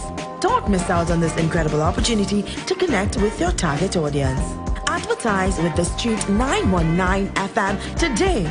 For more information, call 399-5959, 384-2232, or 378-1470. This is the voice of the PNM. TNT, this is your invitation. On Sunday, March 16th, the People's National Movement is calling you from every town, every community to gather at the historic University of Woodford Square from 2 p.m. as we proudly present the 41 candidates for the 2025 general election. Hear from our Prime Minister, Dr. the Honorable Keith Christopher Rowley, incoming Prime Minister, the Honorable Stuart Young Senior Counsel, as they usher in a bold new era of governance for Trinidad and Tobago, and a powerful lineup of speakers, including your new PNM candidates. Be there as the leaders of today and tomorrow address us in Woodford Square. Don't miss performances by top soca artists, dance performances, tassa drummers, rhythm sections, and more on Sunday, March 16th from 2 p.m. at the University of Woodford Square. All are invited. Wear your red, meet your candidates, and be part of history. Great is the PNM. Here, political parties are worried. They feel Marshall Montano could win the general elections and all. Port of Spain. It's your turn to laugh like never before. Alternative International Comedy Festival featuring comedy star Damian Melville in concert. Coming to Winifred Atwell Auditorium, Queens Hall, Saturday, March 22nd, and Mahaika Oval Sporting Complex, Point Fortin, Saturday, March 29th. Both shows, 7 p.m. Also featuring the biggest stars of Caribbean comedy. Get tickets today and save a fantastic $50 while stock lasts at islandetickets.com. Caches, Port of Spain, Gulf City Mall, Trin City Mall, Michelle's Arima, Bazaar the Food King, and Food Fantasy, Point Fortin, Valini's, San Fernando, Crosby, St. James, Extra Food Supermarkets, nationwide. For more info, call Alternative Festival Hotline at 774-5555. Looking for a safe and relaxed professional massage therapist and nutritionist? Look no further. Nature's Touch with Empress Judy and Associates offers a natural approach to better health. Treat yourself to a professional massage therapy and nutrition advice in a safe and relaxed atmosphere. Rejuvenate your body, mind, and soul at Nature's Touch Therapy. For an appointment, please call or WhatsApp 1-868-398-8282.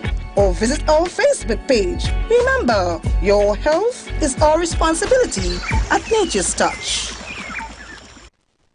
Port of Spain, Point Fortin. It's your turn to laugh like never before. Alternative International Comedy Festival featuring comedy star Damian Melville in concert. concert with added drama, including Damian Melville as Dr. Rowley. Coming to Winifred Atwell Auditorium, Queens Hall, Saturday, March 22nd, and Mahaica Oval Sporting Complex, Point Fortin, Saturday, March 29th. Both shows, 7 p.m. Also featuring the biggest stars of Caribbean comedy. Christine, what are your parents' occupation? Sir, they're working in the iron and steel business. My mother does iron and my father does steel. Get tickets today and save a fantastic $50 while stock lasts at islandingtickets.com. Caches, Port of Spain, Gulf City Mall, Trin City Mall, Michelle's Arima, Bazaar the Food King, and Food Fantasy, Point Fortin, Valini's, San Fernando, Crosby, St. James, Extra Food Supermarkets, nationwide. For more info, call Alternative Festival Hotline at 774-5555. Tune in to The Street 919 FM every Friday from 9:15 a.m. to 9:45 a.m. with Kingdom Health Services, situated at number 125 to 186 Eastern Main Road in Tunapuna. For the program, Health and Healing, merging the old with the new, with Mr. Brent Diet. For more information, call 318-7471 or 484-0141 or 360-4100. It's all about Kingdom Health Services on The Street 919 FM. Share the live. Share the live. The Street 919 FM on Facebook and Instagram. Share the live. Iowa George on Instagram. Share the live. Iowa TV and Street TV on YouTube. Share the live. The Street 919 FM. The views expressed are not necessarily the views of the management of the Street 919 FM.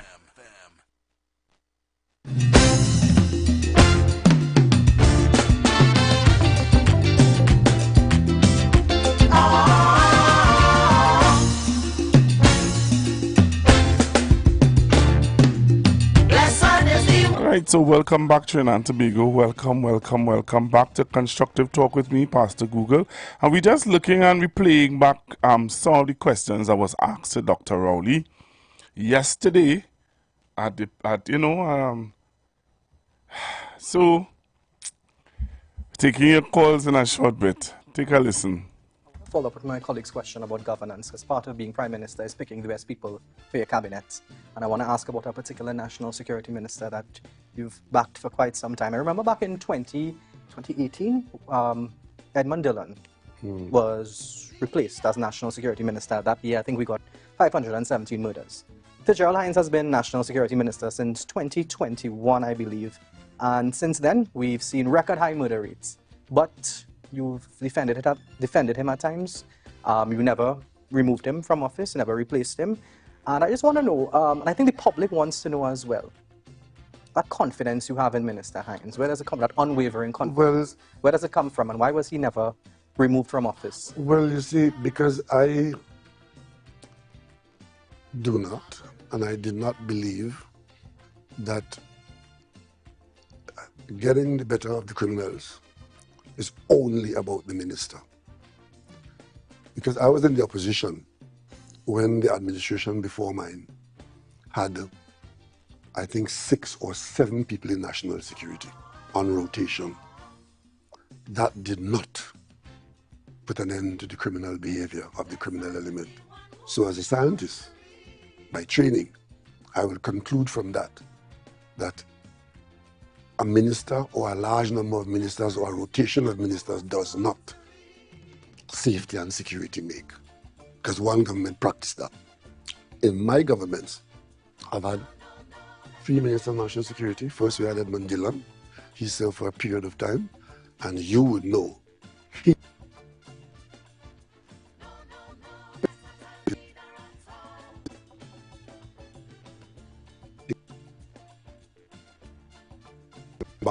which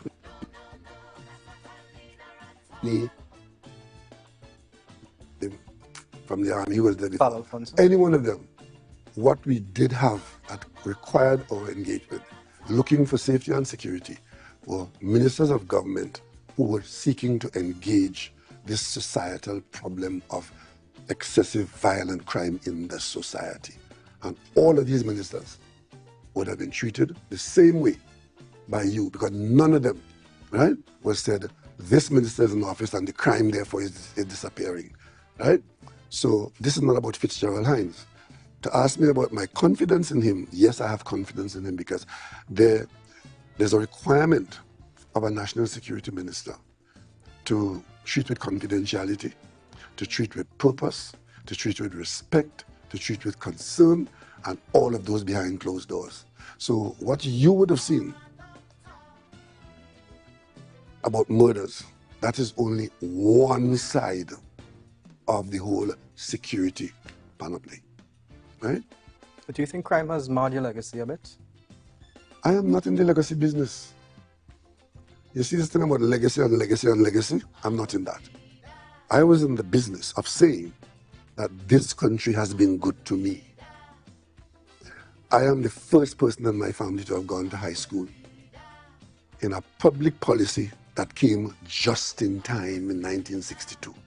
I was in the class of 1962 when we got independence, among the first batch of young people here who did common entrance and went to secondary school. So when I got into the political arena, it was about what can I do? Because other people before me sacrificed. Right? I wasn't about running to get the best paying job in the country because I had offers to work for oil companies.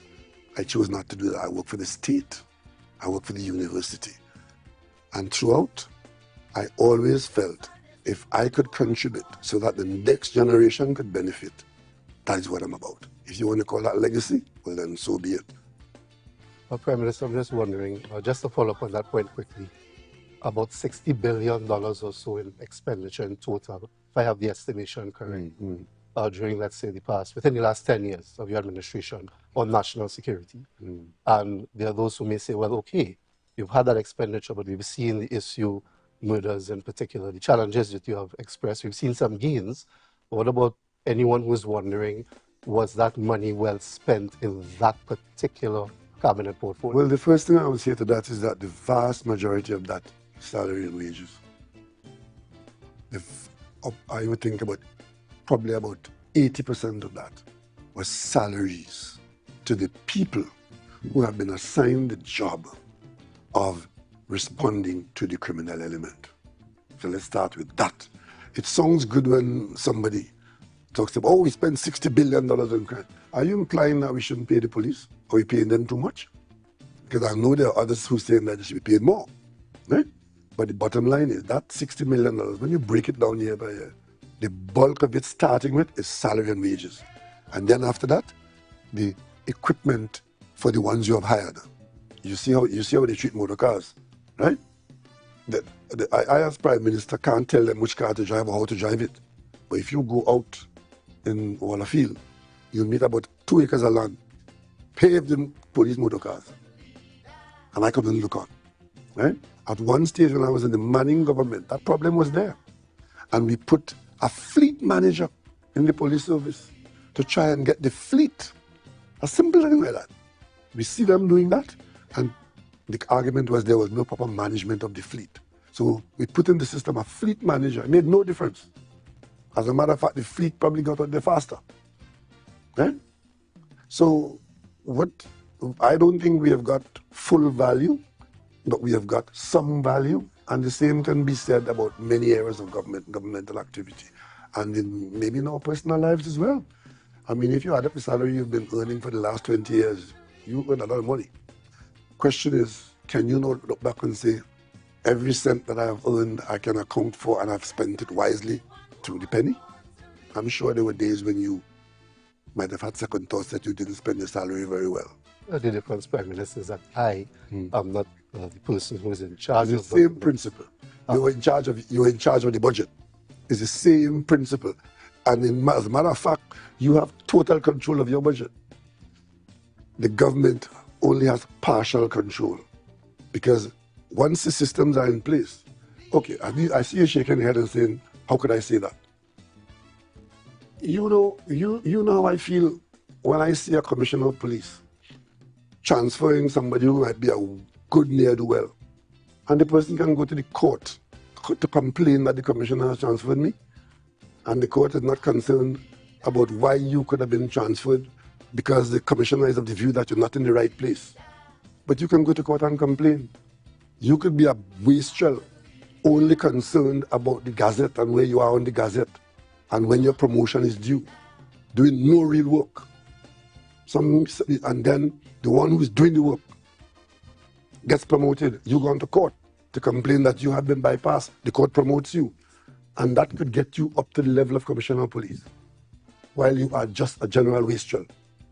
Go ask your colleagues how hard you worked. So it's not a system that is even and balanced. You call on the prime minister or the minister, do like this country and do like that. In Trinidad and Tobago, the executive have precious little control over certain aspects of governmental administration. The mayor of New York, if he doesn't like the numbers that you're giving him on the crime, you call in the commissioner of police and fire him on the spot. The commissioner of police in New York calls a lieutenant in and said, I've seen you've done so and so, I've heard you've done something, so give me your badge. Yeah? That's what he's done. But here, you have to go through hoops of fire and rivers of hell to try to get somebody to do the job that they're being paid to do. And I come to a point of the inappropriateness of the management of this country by service commissions. Because the authority to manage these people are in the service commissions. And we somehow believe that we got it in 1962. It's part of our constitution, but for heaven's sake, it's not working. You're not getting proper management arrangements with this antiquated service commission system. But it's never going to change because the politicians don't want it to change. Because unless you have, and only very few times, as a matter of fact, that you've had the kind of majority in the parliament for a party or a government to change the service commissions. And I'm not here talking only with the police service. I'm talking about the civil service. I'm talking about the teaching service. We in the 21st century should by now have had modern management systems. What we have is an anachronistic obsolescence from 1962, which we are protecting with our lives. But isn't the point of the Service Commission to protect from political interference? And why you think management is political interference? That is the fear. And I take you back to Mowbray in 1962. They're politicians. Go back in 1962 when we almost didn't get independence. It was precisely because of that concern that there would be political control and political interference flavored with a fear that that interference and that control and that bias would have been racial. That's very...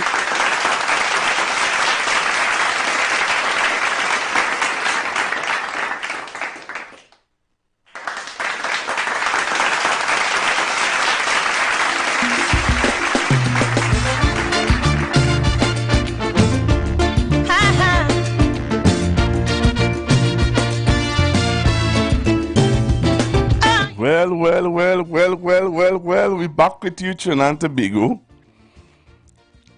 I tell you, I drop asleep, eh? So this little fresh for me now.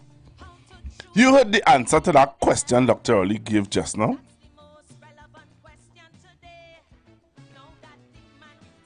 The only thing he left out, and I'll be brave enough to say it, the only thing he left out there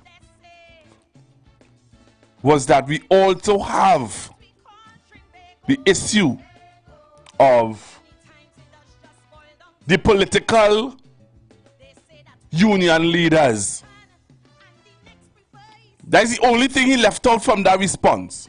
We have political union leaders. Really? We saw it this week. One said, what is their purpose for winning their election? That must be one whose vision is clear. Hello, good afternoon. Google, they don't want nothing with that. Absolutely nothing. They don't want nothing with that man, boy. You hear that? You hear that man last night? Oh. Boy, none of them are ready. Not a single one of them are ready to deal with that man. Come on, we in front of all of them. Listen, blessed is the man who was born to lead, boy. Thank you. Born to lead. Good leaders are born, not made. Setting standards is their trade. Blessed is the one who was born to lead. Hello, good afternoon. Good afternoon, Pastor Governor. Good afternoon. You all right? I'm very good. I holding on strong. My grandmother gone, you know, so I had to hold on. I hear you say that, yes. I listened to my parental last night, top of the line. Your boss. Very strong man. Strong man. I know he has to go, but I'm sorry to see him going there. I know he decided to go. But I will miss him a lot. You understand? Okay, Pastor Gogo. That's it. Thank you very much. Hello, good afternoon. Good leaders are born and not made. You say that again. Born and not made. That hurting some people, you know. They can't deal with that, you know. Because I will show you a video. Yes. I will show you a video just now of what they want to push on us as a leader. Yeah. Waste of time. Come on, watch now. They don't want nothing, you know. They want to know Dr. Rowley. Proper answers for the proper questions. Yes. And they can't even refute it. But thank God that, watch now. I tell you, watch now. The leaders are born and were not made, but they can't touch it. And he going out with a stride. With a stride. Say right. He done his job, and he done it without fear and fever. Yeah. Yeah, man. Thank you. Hello, good afternoon. Good afternoon, Pastor. Pastor, that was not class. That was not school. That was not teaching. You must get everything. If these politicians can answer, nobody can understand. The three portals, after you explain all we explain it, they can answer other questions. Am I right? Hello, good afternoon. Pastor Google, good afternoon. We'll go. The best of first, and the best forever pass, and the best ever will ever pass. Thank you. And better to come. Yeah. Thank you very much.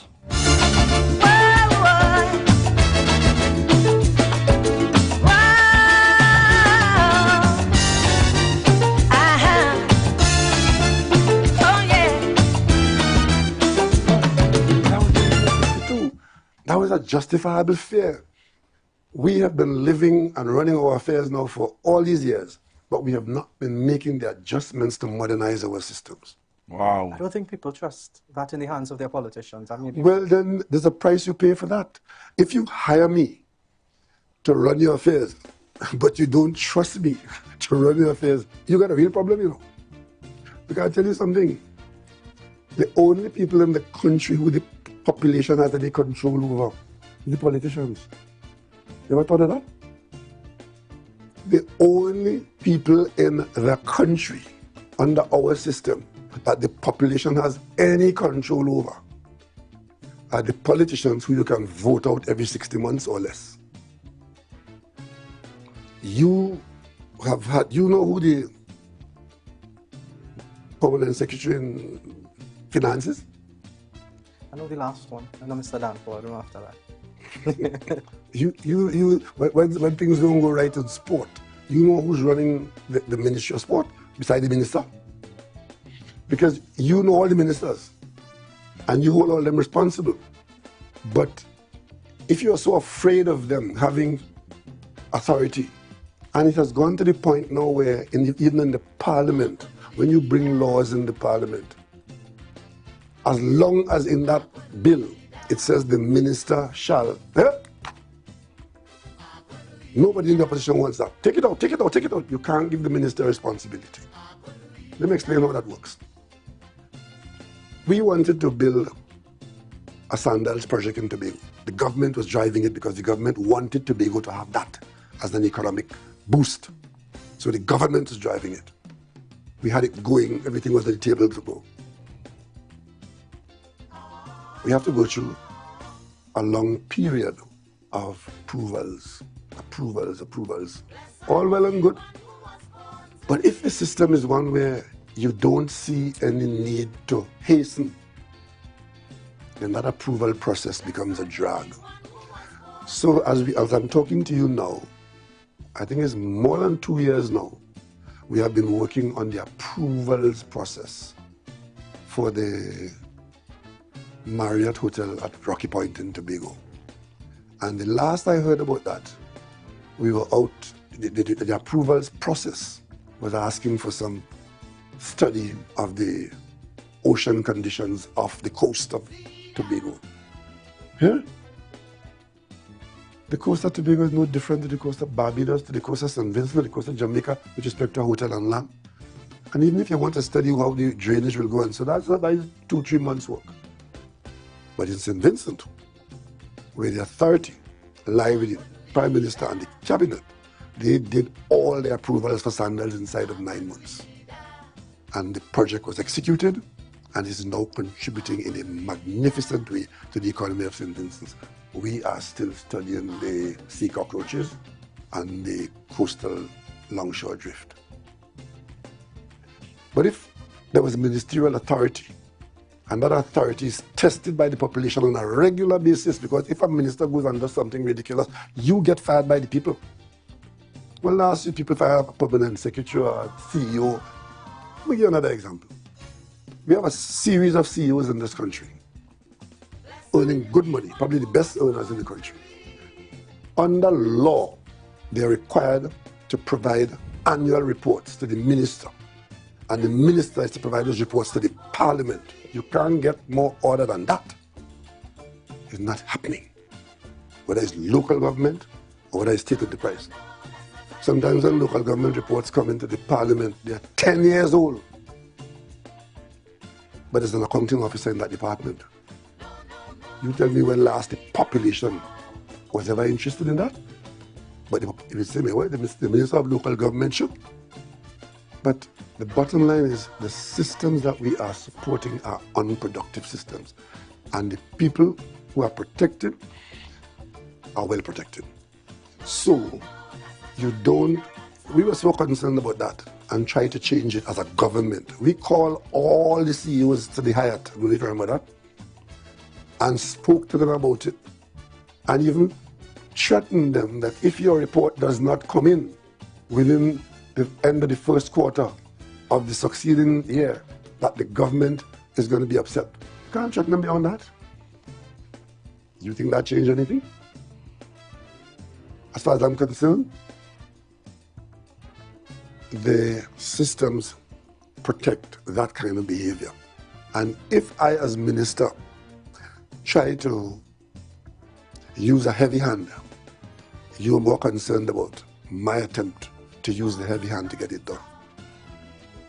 Not if you explain it to us and you're transparent. Explain. A lot of times we don't know what happened. You want the explanation? One side of the story and we don't know what happened. No. You're only interested in one side of the story because the side of the story you're interested in is that you always hold, and I come back to the point, the only people that you hold accountable are people in the political arena or in the government. Nobody else.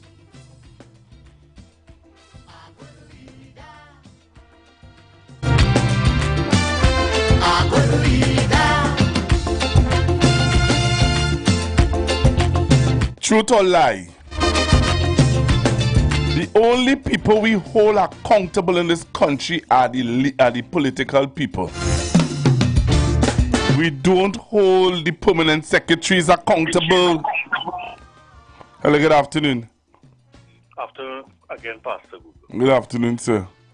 I know you said you missed a piece of it because you fell asleep, but there's a part after this. Give another example, a very vivid example, and I hope you continue with it because I know you want to change. But there's a part of it where, if you recall, what he said.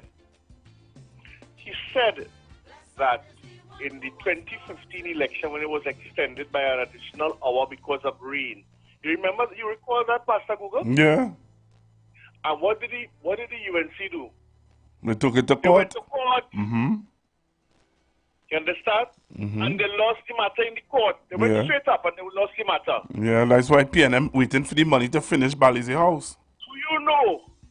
Do you know that the government, that the PNM has yet still to be paid cost? Yeah, that's what I'm saying. We still waiting on the money to finish Balizi house. And what he said, you can continue playing it, because what he said because of the bureaucracy and that nobody's being called to book. That just the other day he said, listen, enough is enough, we want our money. Yeah. But because you can't put a heavy hand on those individuals to force the UNC to pay in the money at a particular time.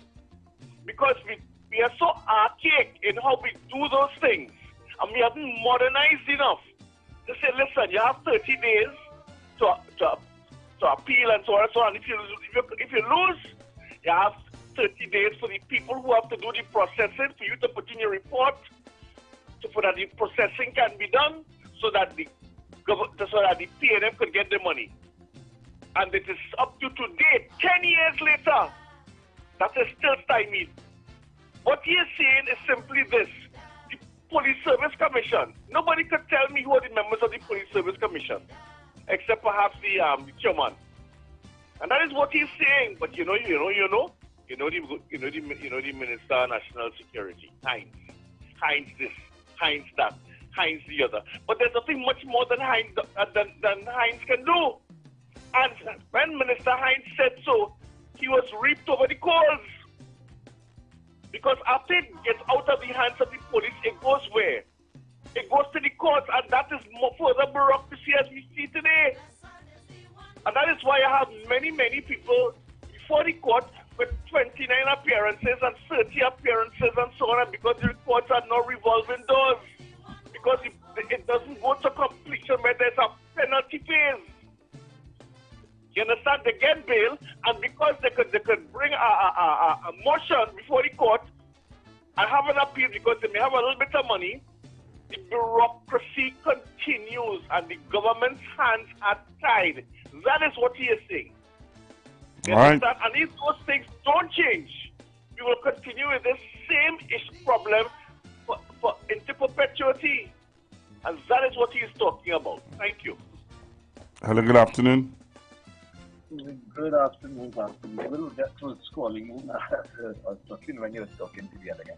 But just called to say congratulations to Dr. Rowley on his retirement, and want to thank him for his powerful, excellent leadership of this country under the trying circumstances that he's been leading. And I just want to voice my... You remember the circumstances? Of course.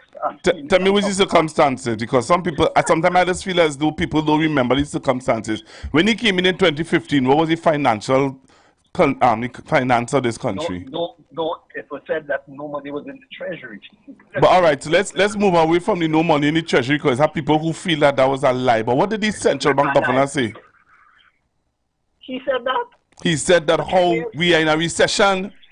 Yes, and it had money for 3 days. Where 3 days or 3 days TikTok came from? It was him, not so? Yeah. And I mean, there are a host of others, but right after that, COVID came in. COVID came in, and not so. I mean, for us, and how he's just addressing those questions that are thrown to him, are pitched to him. I mean, see how this man answered those questions. Yeah. Without a script. He has everything in his head. Yes. Everything in his head. Yes. Everything is there. Hence the reason he's called doctor. But I just want to plug in that God sets up governments and he takes down government. Yeah. And I want to thank God for putting Rowley into the kingdom of Trinidad. Yes. Yes, man. Thank you so much. I love that. I love that response. Hello, good afternoon. Good afternoon, Pastor Google. Good afternoon. Peace and blessing. And blessing to the champion we have our Prime Minister, Trinidad and Tobago. Man is a lion. Lion of Judah. Yeah? So the man do what he have to do. I give thanks and praises. May he go and relax himself under the blanket and Trinidad and Tobago live the rest. Peace and blessings to the Lion and Judah will break all chains. Blessings to the Prime Minister, Pastor Google. All the blessings, and you have a safe and blessed weekend. Thank you very much. Hello, good afternoon. Good afternoon, Pastor Google. You know, it's not just so much that he said we were in a recession. It's that he only said that we were in a recession in 2015, when the truth of the matter was that one of the reasons we were given a negative rating by Moody's was because we were in a recession since 2014. Because Moody's, when they give you a report in 2015, it's based on the previous year. They cannot give you a report based on the current year. So they gave a negative rating to us because we were in a recession since the previous year. But it's strange because that same Mr. Rambaran lied to the public, the citizens of Trinidad and Tobago, and stated that Moody's is wrong. And they said Moody's is working for the PLM. A big international, I don't know, Moody's should have sued them. Because this is his foolishness, and you know, people actually follow these things. Hook, line, sinker, and the fisherman, and the boat. This is ridiculous that we have people believing that international bodies are somehow manipulated by the PLM administration. So, well, PLM and them is God. Because they could control big international financial associations like the Global Competitiveness, the Economic Competitiveness Index, which showed that we lost so many points under the UNC and have regained some under the PLM. So when you have people coming and speaking these sort of lies, how bad Trinidad is going, you know, you have to think about what it is being said and why it is being said. Look at it now, you know, everybody was against Dr. Raleigh when he said, well, he'll give up if he had to give up his visa, no problem. Seeing that they all love to claim how great thou art when it is Mia Motley speaks, I wonder what they have to say now that the Prime Minister, Mia Motley, uttered the same message as Dr. Rowley. If she has to give it up, she will. You can be that, Dr. Google? What are you saying about that now? Anybody complain? People, what are we really doing? What are we really doing? What do we intend to do? Keep your head on. Pastor Google, have a nice. Good afternoon. Afternoon, Pastor Google, sir. Good afternoon. How are you going? I'm all right. I'm listening to some excerpts you're playing from the interview there. And one thing that is very clear to me, that these people, at least not all of them, some of them attempted to carry Dr. Rowley down the rabbit hole. But he ended up carrying them down the rabbit hole and he left them there. Because there were many things that he said that they really could not answer. And I found that some of the questioning was biased, slanted if it would, because they seem to be oblivious to the facts that where the country was in 2016 and where it is today, in spite of the madman we have up there in North America trying to do God knows what, right?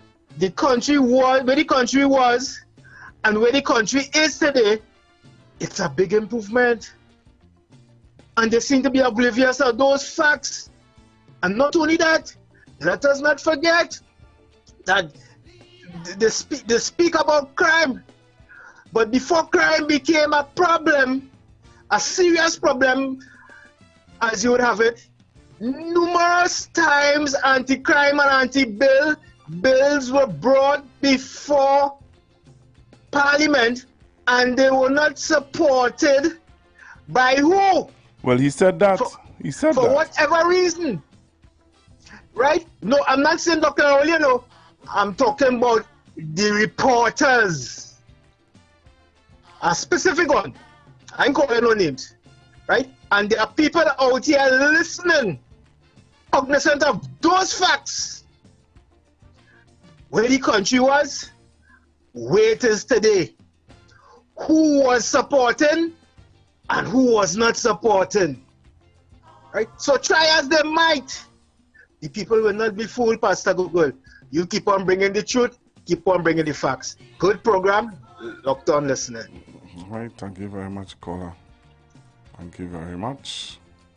So, Prime Minister, sorry, go ahead, please. Prime Minister, I just want to change that conversation just a little bit because you're touching on leadership. And if I can quote you, you said within that last 10-year period, I've heard you say it many times actually, leadership is not about being liked. This I've heard you say. And you know, in terms of your communication style, some people have criticized you and say that it is direct, very much so as to what you're doing with us right now. It's a direct conversation. Some may say it's too direct, even abrasive, and that it feels disconnected with the regular man. What are your thoughts to hearing words like that, that persona that the public has of you, that you're a bit harsh? Well, how do you feel? Do you feel connected to the regular Joe? Very, very much. Because you see, whatever I am, I didn't become that with office. You see, if you are in office and the office makes you walk a certain way, talk a certain way, behave a certain way, then you're a new creature. Whatever I am is what I've been. I try to be respectful. I try to be fair. I try to be responsible. And as long as those three attributes are what I am, I think I qualify to interfere with public business. I know there are some people who would have issues with who I am, but that's who I am. And that's who you ask to manage your affairs. And then I have a responsibility now to manage it to the best of my ability. And that's what I think I've done. So as a son of the soil for Tobago specifically, if I could throw the conversation onto the island, how do you think the people of Tobago feel about you with respect to the development that would have been under your tenure? I think the majority of Tobagonians are cognizant that my tenure in office would have brought some significant improvement to the affairs of Tobago. I think such persons would know that if I had the opportunity to do for Tobago, I would do, and I've done my best. There's still some outstanding problems. But there are some people in Tobago, in the political arena, of course, as usual, who believe in magic. I don't believe in magic. There are people who are telling me, as I saw in the papers today, that my tenure is that I have failed to give Tobago internal self-government. Now, the amendment to Section 75 of the Constitution, the Constitution says that a minister of government is a minister for Trinidad and Tobago. For decades, we tried to give Tobago autonomy within that context, and that was the origin of the birth of the Tobago House of Assembly. So through the Tobago House of Assembly Act, you were able to put an executive in place alongside ministerial authority. But if you want to sever that ministerial authority, to put separation of executive authority between Trinidad and Tobago, you have to have a certain number of seats in the parliament that will vote for that. The NAR had it with 33 seats. They had a three-quarters majority. They could have changed any part of the constitution. And for reasons well known to the then Prime Minister, he made no move to do that. I had a conversation with him when he was out of the office of president long after that, and I asked him about that, and he answered me. But the bottom line is, with 22 seats in the parliament, a colleague in Tobago demanding that I give Tobago internal self-government. You'd have more mad people outside than you have in the mad house. You need a three-quarters majority. The opposition will have none of it, because their argument is, we're not giving Tobago, or we're not giving Tabakit. Tabakit is bigger than Tobago, and is not getting that. Why is Tobago getting that? And some Tobagonians actually side with them. against us. But I tell you finally, the PNM is the only political party that went to a convention and at a convention received a motion by acclamation that Tobago should get internal self-government. We are committed to that, but we never had the number of seats in the parliament to make that, to cut that umbilical cord of a minister of government, to give Tobago that separate autonomy that they're talking about, which one believes is what they're talking about when they say internal self-government or autonomy. But as long as we have the Tobago House of Assembly with what the Act gives, and the Act was amended under the second Robinson government, again alongside the UNC, and there is some significant executive. In my tenure, I tried to go a little further with what we had available. We made the offer. It was turned down because with their support, we might have been able to persuade other people. But if while we are offering it with all our support, our 22 seats are voting for it, more autonomy, more responsibility, more money, more this, and you say no, unless I get the golden fleece that you can't describe. So basically, come back to answer your question. I'm quite happy with my Tobagans. I'm quite happy in Tobago. And as my good friend says, my navel string is buried in Tobago. And I've never drifted away from that. I maintain a home in Tobago. I have my family in Tobago. I have my friends in Tobago. I have my schoolmates in Tobago. And I also have a number of political magic men talking foolishness about giving them internal self-government when we don't have the authority in the parliament to do so. 22 seats cannot do it. You need a 3/4 majority, right? As Prime Minister, I was just wondering, right, because during your tenure, you did have the situation where your party suffered a defeat in a Tobago House of Assembly election.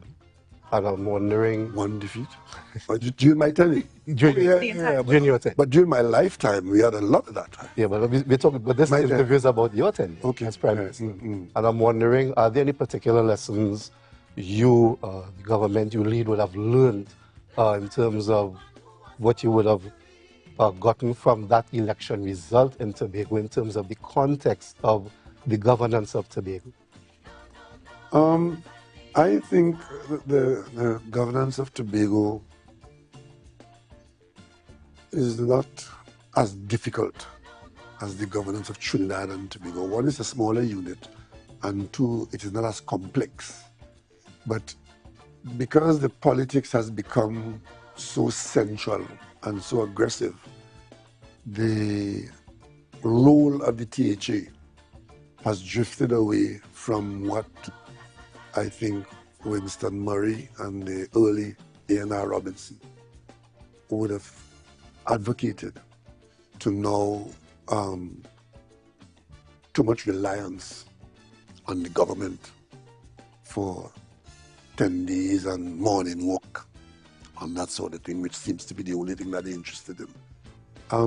Tobago could be a pilot project for the rest of the nation, as it has been with the THA.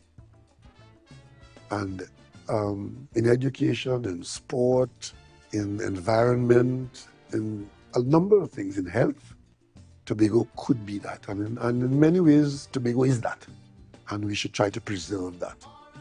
And the governance of Tobago would depend on who is setting the narrative. Because I think under Lennox Dinoon, I was in the opposition when he was there. I think Tobago did very well. Jeff Davidson, Orville London, and to a lesser extent, those who came after. But we have to be careful that we don't go down the road. And that is why, if I am to be frank with you, I am very disappointed in the way this particular administration has behaved. Because, as you say, under my tenure, I went out of my way from day one to try to be a cooperating Prime Minister with Tobago. And when the 6-6 result came in, I went to Tobago as Prime Minister. I called them together. I sat with them at the Magdalena, and I said to them, see if you all could work out something. whatever you all work out, the central government will back you and will try to assist you. They could not come to an agreement. They said, we need to do something. The next thing we know, they were fighting over something. I stayed out because if you go too far in, then you become a nuisance. We went to the polls. There was a 14-1 defeat for the PNM. What did I do?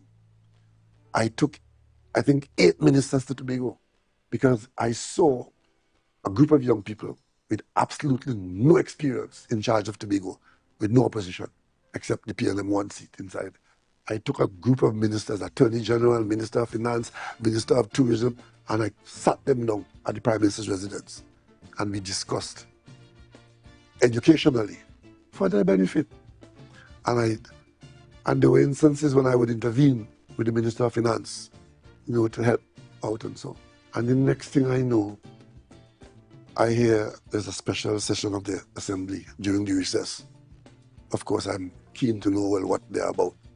Only to discover that the Chief Secretary found some madman in the road, call a special session of the Assembly to go and lie on me, saying that I am in league with my lawyer, Gilbert Peterson, and the Commissioner of Police, Earl Christopher, and we have done all these underhandings to overthrow his government. And it was a classic case, as we say in Tobago. You who do good for Jumbe, you Jumbe fighting. This is a man who is going out of my way on the opposite side of the political spectrum to ensure that Tobago gets the best from my tenure central government. Did that. And up to now, I am still trying to figure out what manner of man could have done something like that. But it didn't affect how I functioned for Tobago and with Tobago. And I am quite happy with how I have been able to ensure that Tobago gets what Tobago deserved under my tenure.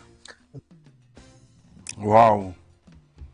Until I jump asleep, I didn't hear all of this, boy. I didn't hear all of this. But time is running out on me, and I really wanted to play some of it for you so that you could have tell me how you felt and feel about it. Hello, good afternoon. Hey, good afternoon, Pastor Google. Good afternoon. I don't know if you had seen it, but Akash Someru hugged the mic. In other words, he started off at answering the question and he kept asking question. But the question that he asked was a question. One of the questions that he asked was a question he had asked before in previous press reference to Dr. Rowley. Here we have asked, right? He asked Dr. Rowley about the crime situation and if he pleased with it. So Dr. Rowley would have responded to him. Yeah, but I played all of that to the beginning, caller. I played that. That was the first thing I played. I'm playing the whole interview, but I played that to begin, and I'm cutting up and taking calls on whatever on how the questions would have gone. But listen to why I have to say on that. Now, Dr. Rowley would have said, and you see, because when they keep asking these questions and things, make people start to think, because I didn't understand how crime is in this country in this way. Because Dr. Rowley asked about if we didn't have the OPVs, if we had a prime minister had to be fined as a ministers of national security, and every minute is some other minister being fired. Rishmi Ramnarayan running, we didn't say that, but this is how I'm looking at it now. Rishmi Ramnarayan running the apparatus that deals with information and the national security. No commissioner of police, all these things. Where would we be? Now they are talking about crime, and look what doing, and the government is doing nothing about crime, right? So the government is doing nothing about the crime. But the government had to work hard when they come in, find the money, get the OPVs that was talking about in 2015. The OPV, the border, right? You ain't see them. Them is the one who canceled the OPV from Patrick Manning. Them is the one that scrapped the national security apparatus. Them is the one who lie and say about the thing was spying on people and put Rishmi Ramnarayan. They just scrap everything that you know. So we expect the crime to criminals and them to use their technology and because they left the police and them defenseless without even somebody to lead them, not even a commissioner of police and all them things. So who will really step in for the crime? And when the government is doing what they are put there to do, because the government cannot direct the police to arrest anybody and how to do their job. This government, I said, did that was the UNC in a state of emergency. And lock up people and after what it was again, I hear that some woman won some case against some Coast Guard officer on the SOE and some kind of thing. So we still paying for Kamala and mistakes. Thank you very much. Hello, good afternoon. Okay. All right. So I'll play this last part before we switch over to 3 o'clock. And from 3 o'clock till 4 o'clock, we're taking first-time callers, and I want to know if you're going to Woodford Square. Dr. Raleigh, you're leaving as Prime Minister on March 16th. How long are you holding on as political leader of the PNM? Hello, good afternoon. Hi, good afternoon, Pastor Cooper. Hi. Good afternoon to all the callers, listeners of Constructive Talk. I would have always said that Dr. Raleigh is a transformational leader. And I've also always said that after Dr. Eric Eustace Williams, Dr. Raleigh is a Prime Minister who would always be remembered. And because of his transformational way in taking us to a new society. And then we have a new Prime Minister who is going to take us into that new society, which is Minister Siotong SC. But I've also always said, because of Dr. Raleigh's training as a scientist, it makes what he do based on empirical evidence and information. So he will not make judgment rashly. And always said while they play in draft, Dr. Raleigh has been playing chess. And in one fell swoop last night in that interview, in all the times you would have said that the PR of the PNM is weak, Dr. Raleigh would have given us an insight into what happened in the PNM and governance for the last 10 years under his tenure.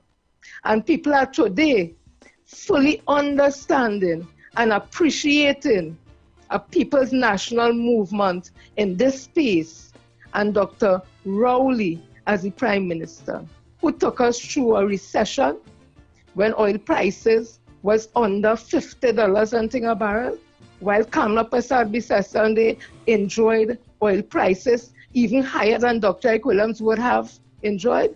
They were getting $140-something, $120-something, and by 2015 we're in a recession. And to come in after that, to meet a 14% that was agreed on by Kamala Persad-Bissessar, who knew the country didn't have money because of the recession, but she still signed that. And when Dr. Raleigh came in 2015, by 2016, he honored that agreement, borrowed money to pay public officers at 14%, and then to be hit after that with COVID-19, in a situation where oil prices even drop even lower now. And with all of that, public officers stayed at home and get a salary every month. Not a public officer lost their job. And we had our medical professionals who could stand up with any other medical professional anywhere in the world that kept us safe with data, with information. All levels of the medical profession, down from the cooks come right up. They work the emergency services. And we, unlike other countries, America, who is so developed, I think 1 million persons would have died. We saw what happened in Italy. Well, we don't even know what happened in India. And in this small country, we lost lives, yes, but about 4,000. That the World Health Organization, and they turned around to ask, how did we do this? How did you have a parallel healthcare system? And when in America and those places, they couldn't have that. And when you listen to what Dr. Raleigh said last night, despite Akash Samaru being there as an irritant, like he come there to prove a point, and he point get break, because he had to bubble down after. Because when they take the picture, he right up under Dr. Raleigh. If Dr. Raleigh did sneeze so, he might have catch the cold. But the point I'm making is this. Dr. Raleigh laid it bare for us to see, and he did it with dignity. He did it with leadership qualities. He did it with pride. He did it with patriotism. And for that today, I thank Dr. Keith Christopher Rowley for his 40-something years of service to this country, because he could have left and go anywhere and work in the world for more money than they're complaining about now. I want to thank you, Dr. Keith Christopher Rowley, and for leaving us in safe hands when you leave. Enjoy your retirement, sir. Job well done. Thank you, Pastor Dillon. You are happy, no? You are happy, no? If you have a form to float it my way. I would say. Is there a fee? I would say yeah, $5. I'm gonna send you a form. That's a good question, because what we are experiencing now is that something that you haven't experienced before, and some people are trying to anchor it in something to do with the Constitution and I am ensuring that the country, as far as I'm able to, within the law of the country and the PNM Constitution. Attention business owners. Are you looking to reach a vast audience and boost your brand's visibility? Then look no further. The Street 919 FM is here to help you shine. With over 170,000 followers on our social media platforms, our radio station is the perfect platform to showcase your products and services. Join us and let your message be heard by thousands of eager listeners. Contact us now to learn more about our affordable advertising packages. Don't miss out on this incredible opportunity to connect with your target audience. Advertise with the Street 919 FM today. For more information, call 399-5959, 384-2232, or 378-1470.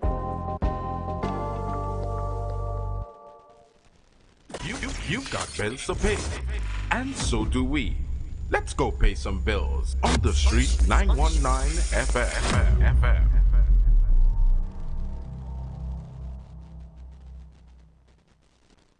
Planning your Tobago getaway? Choose the highest Google-rated car rental company on the island, O'Neill Auto Rentals Tobago. Located just minutes from the A&R Robinson International Airport, at O'Neill, we pride ourselves on being the most tech-savvy car rental company in Tobago. Our process is 100% digital. No paperwork, no long lines. From easy pickup to seamless returns, renting a car in Tobago has never been simpler. WhatsApp us now at 1-868-361-1042 to book your vehicle. Don't forget to mention promo code RADIO2 to receive a 5% discount on your rental. Send a WhatsApp message to 1-868-361-1042 today. That's 1-868-361-1042. O'Neill Auto Rentals Tobago, the easiest, most reliable car rental experience on the island. Vehicle availability is subject to change. Driver must be at least 25 years old and have a valid driver's license to book. For more information, visit www.rentalcartobago.com. This is the voice of the PNM. TNT, this is your invitation. On Sunday, March 16th, the People's National Movement is calling you from every town, every community to gather at the historic University of Woodford Square from 2 p.m. as we proudly present the 41 candidates for the 2025 general election. Hear from our Prime Minister, Dr. the Honorable Keith Christopher Rowley, incoming Prime Minister, the Honorable Stuart Young Senior Council, as they usher in a bold new era of governance for Trinidad and Tobago, and a powerful lineup of speakers, including your new PNM candidates. Be there as the leaders of today and tomorrow address us in Woodford Square. Don't miss performances by top soca artists, dance performances, tassa drummers, rhythm sections, and more on Sunday, March 16th from 2 p.m. at the University of Woodford Square. All are invited. Wear your red, meet your candidates, and be part of history. Great is the PNM. Port of Spain, Point Fortin. It's your turn to laugh like never before. Alternative International Comedy Festival featuring comedy star Damien Melville in concert with added drama, including Damien Melville as Dr. Rowley. Coming to Winifred Atwell Auditorium, Queens Hall, Saturday, March 22nd, and Mahaika Oval Sporting Complex, Point Fortin, Saturday, March 29th. Both shows 7 p.m. Also featuring the biggest stars of Caribbean comedy. Christine, what are your parents' occupation? Sir, they're working in the iron and steel business. My mother does iron and my father does steel.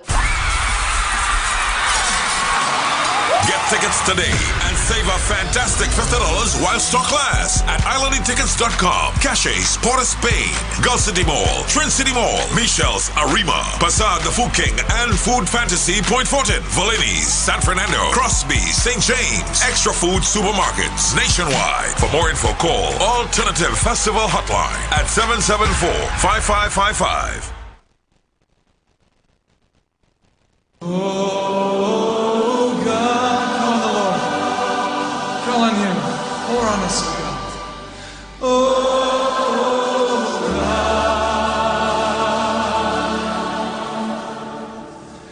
God, as we pray. Oh. You are invited to join Pastor Morris Johnson of the Church of the Firstborn Assembly Miracle Center, located at 399 Eastern Main Road, Guayco in Sangre Grande, for the Old Time Gospel Hour all-night prayer every Friday evening, 9 p.m. to 5 a.m. Designed with you in mind, this ministry deals with today's issues from a biblical perspective. You will be given the opportunity to call in and interact with us. Micah 6:8 says, He hath showed thee, O man, what is good and what doth the Lord require of thee, but to do justly, to love mercy, and to walk humbly with thy God. Your free will gifts and offerings will be greatly appreciated and can be sent through the First Citizens Bank, account 795-222, in the name of the Church of the Firstborn Assembly. For more information, please call 753-1113. May God richly bless you. The light of your The presence of oxygen is absolutely the absence of disease. Most chronic diseases that plague us are not happening to us, but is happening within us. We're literally eating ourselves to death, which means we're not living longer, we're dying longer. Join fitness expert Iwer Johnson, the founder of the healthiest corner on earth, located at number 92 East Drive, Champlain, every Wednesday from 8 a.m. to 9 a.m. live on the Street 919 FM, where he shows you that healing the body's temple is easier than anyone would have led you to believe. Share the live. Share the live. The Street 919 FM on Facebook and Instagram. Share the live. Iwer George on Instagram. Share the live. Iwer TV and Street TV on YouTube. Share the live. The Street 919 FM.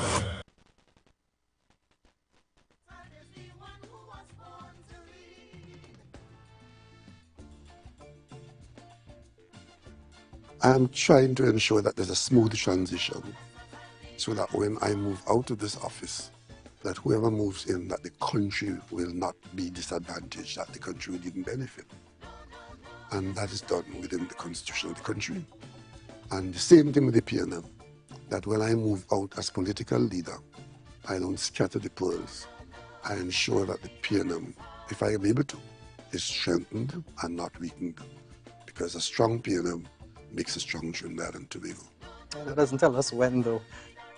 So are you holding on to the election? That's why I ask you, because that question coming to me from a PNM person. No, it comes from the public. The public has an interest in the PNM as well. Right. Well, I'm glad to hear that, especially you. But public in the media have an interest in the PNM. Yeah, man. You don't need a form. Just treat us fairly and we go to. So you're holding on until elections, or?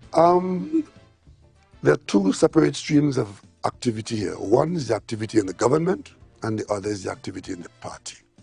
And you will see it unfold if I'm to quote one of my colleagues today. You're going to have convention. Sir, you're going to have Mr. Stuart Young, who is the leader of the government, and we're going to have you, who is the leader of the governing party. Do you think you'll be hurting or helping Minister Young by holding on to that position? Because now we have this two-headed entity. No, I am not holding on to anything. I told you, we are in transition. And that transition is to ensure that the PNM is not disadvantaged and that the country is not disadvantaged. Because the way this was handled, right? I remember speaking very early to PNM stalwarts, some of them your supporters as well, your friends, and they would tell me, look, this is going to be a bit messy. And let me tell you a story. We were there in Tobago when you made the announcement that Minister Young would succeed you as Prime Minister. And it was the first time in my 14 years of journalism that I saw PNM MPs move almost UNC-ish. Because on my drive back to my room to write my stories, I got calls from your MPs, some of them very upset with you, selling out everything happening inside that closed-door meeting. And do you believe you handled it the right way? Some people thought it was a bit messy. Some people felt you did it in a way where you felt that was the only way you would have gotten Mr. Young in that position, somebody that you've been grooming for that position for a while. I am not at this time in a position to discuss details with you. But suffice it to say, I've been in the political arena for 40-odd years, and I learned a few things. And one of the things I've learned is that you have to expect anything. What you call messy is what I call par for the course. They called you a dictator, you know. They said you moved like a dictator. They said you betrayed them because this is not what the principles you stood on when you became political leader. Listen, you would have been different. if I'm the only dictator that runs the dictation by way of a secret ballot, and I could live with that. I could live with that. The selection of a member of the parliamentary caucus to lead when I turned down the offer was done by secret ballot. And you could jump high or you could dig low. That's a fact. It might have been the first time. It may not be the last time in the history of this country, but certainly it was the first time. And for those who thought that the only way we could live is the way we lived as toddlers when we are in fact geriatrics, that's not logic. And you're talking about messy. Have you seen a smoother transaction? I came out of General Council last night, 8 o'clock. The General Council has approved last night in a smooth meeting. The General Council has approved a request by the political leader to go to a special convention on Sunday. You call that messy? I call that brilliant. The question I had, my colleague would have brought up some of those points, but I'm looking at the issue of the Constitution. Which Constitution? The Constitution of Trinidad and Tobago. Oh. And not the party that you lead, not that Constitution. Equally important, eh? And the issue of Section 76 and so on, command majority of the seats and whatnot, that has been traditionally the person who is the political leader of the party. And I'm wondering, because we've heard from the opposition saying, well, you know, be prepared, they'll be legally challenging this new prime ministership and so on. But is the government satisfied its interpretation of that section of the Constitution is accurate and allows for this unprecedented appointment of a new prime minister? Well, you said the government. Well, the Attorney General advised the cabinet, but the action of the Prime Minister with respect to his personal willingness and with respect to casting a vote in support of somebody in the caucus, which I didn't do. Right? I didn't cast a vote for Stuart Young in the caucus. It's my choice. Right? But what I would have done is to ensure over my tenure that the people I brought into the political arena, that I partake with them from my experience, from our party strength, and from our country's resilience. That's what I have done. And for those who talk about traditional, all traditions start with a first time. And how do you know that first time is the only time and the only way? And for those who you mentioned about going to the court, when will you all learn that those people believe that the court is part of their political effort? I was there when the 1818, I, at the request of the General Council of the PNM, accompanied Mr. Manning down to the Holiday Inn to meet with Basdio Pandey and his team in the 1818. And I was there seeing certain persons telling Basdio Pandey that he has to be appointed. There's no way the president can't appoint him as prime minister because he was the incumbent. And as a result of giving Pandey that advice, Pandey agreed with Patrick Manning that we will let the president make the call. And what did the president do? That advisor is still there. Eh? I was there when we won the election in 2015. And the Election and Boundaries Commission had given extra time because of the rainy weather across the board. Sawa Baratara was won by them by 1,000 votes or something like that. We won San Fernando by 3,000 votes, La Joqueta by 2,000 votes. They went to the court. Took us all the way to the appeal court. Lost. Owes the PNM millions of dollars in costs. And up to this day, the PNM cannot collect those costs from these brilliant lawyers because they will not put into the master, right, their report on the case so that the master could assess how many $1 million they owe the PNM. And year after year, they will do that. And by doing that, denying the PNM our costs. And the court encouraging that. It's only about 2 months ago, I had to insist that we send lawyers to the court and say, this must go no further. You come here to tell me now, people who can't manage their own affairs in their own party want to advise the PNM on law about what happens in the PNM, what happens in prime ministership. You would know by now because I've been around quite a while. And I always said to you all young people, I do not advise myself in law. Whether I'm minister, whether I'm prime minister. Everything I've done, I've sought sound legal advice because I'm a responsible officer of state. So if you see me doing that, assume that I'm properly advised by law. But my lawyer isn't on any platform talking foolishness. My lawyer advises me quietly, and to the extent that the government is involved, I presume that the government is being properly advised, and so the president. We have a country with structures. You go drink a rum and go on a platform and shouting, wheelie, wheelie, wheelie. That is not how the country is to be run. And that kind of behavior has been the characteristic of this individual. And I'm surprised you all take us seriously all the time. Well, Prime Minister... It's not part of my thought process. Have you gone to any lawyer, and I don't mean any university lecturer who think he's a lawyer, have you gone to any serious senior counsel and asked that senior counsel what is being said here or what is required here?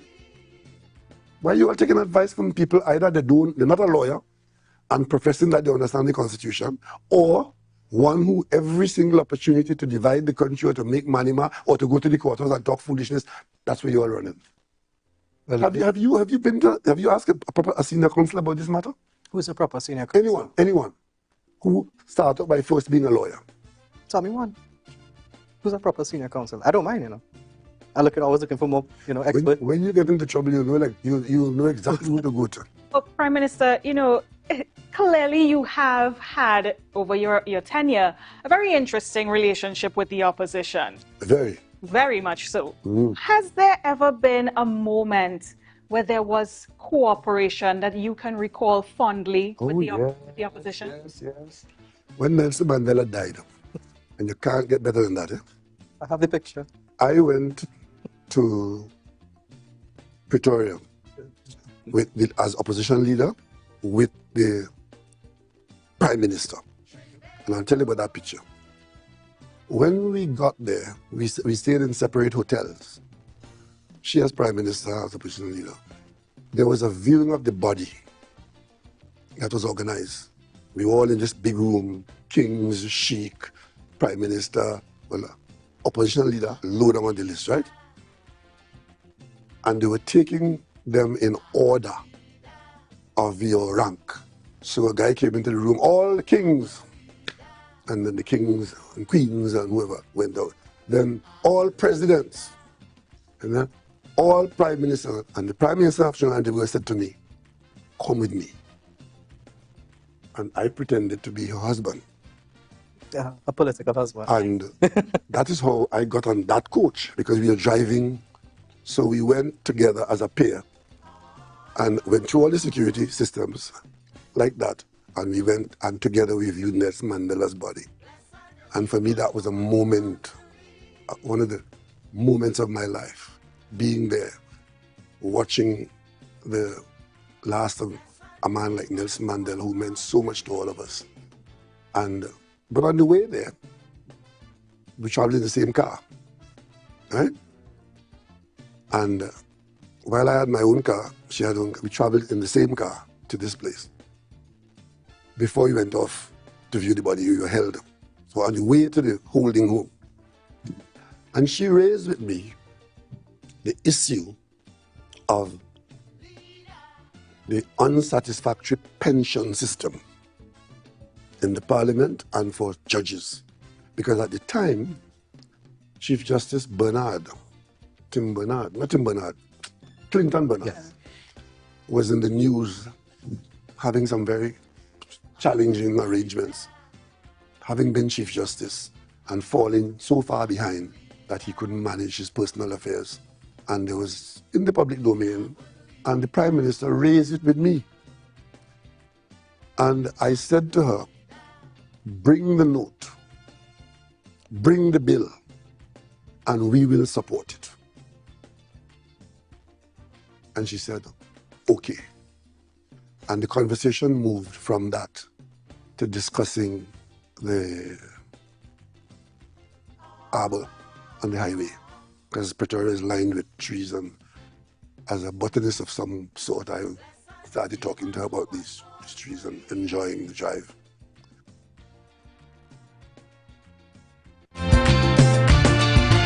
Blessed is the one who was born to lead.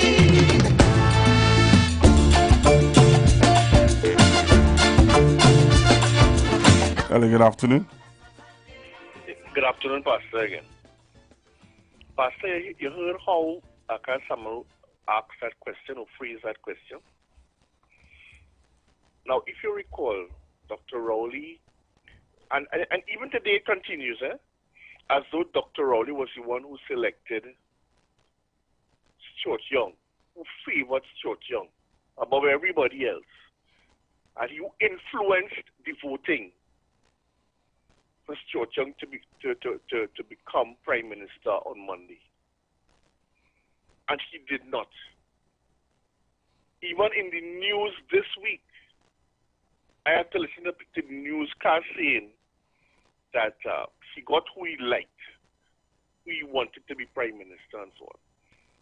The matter of the fact was simply this, and that is why when they had when they caucused to have the vote, it was by secret ballot.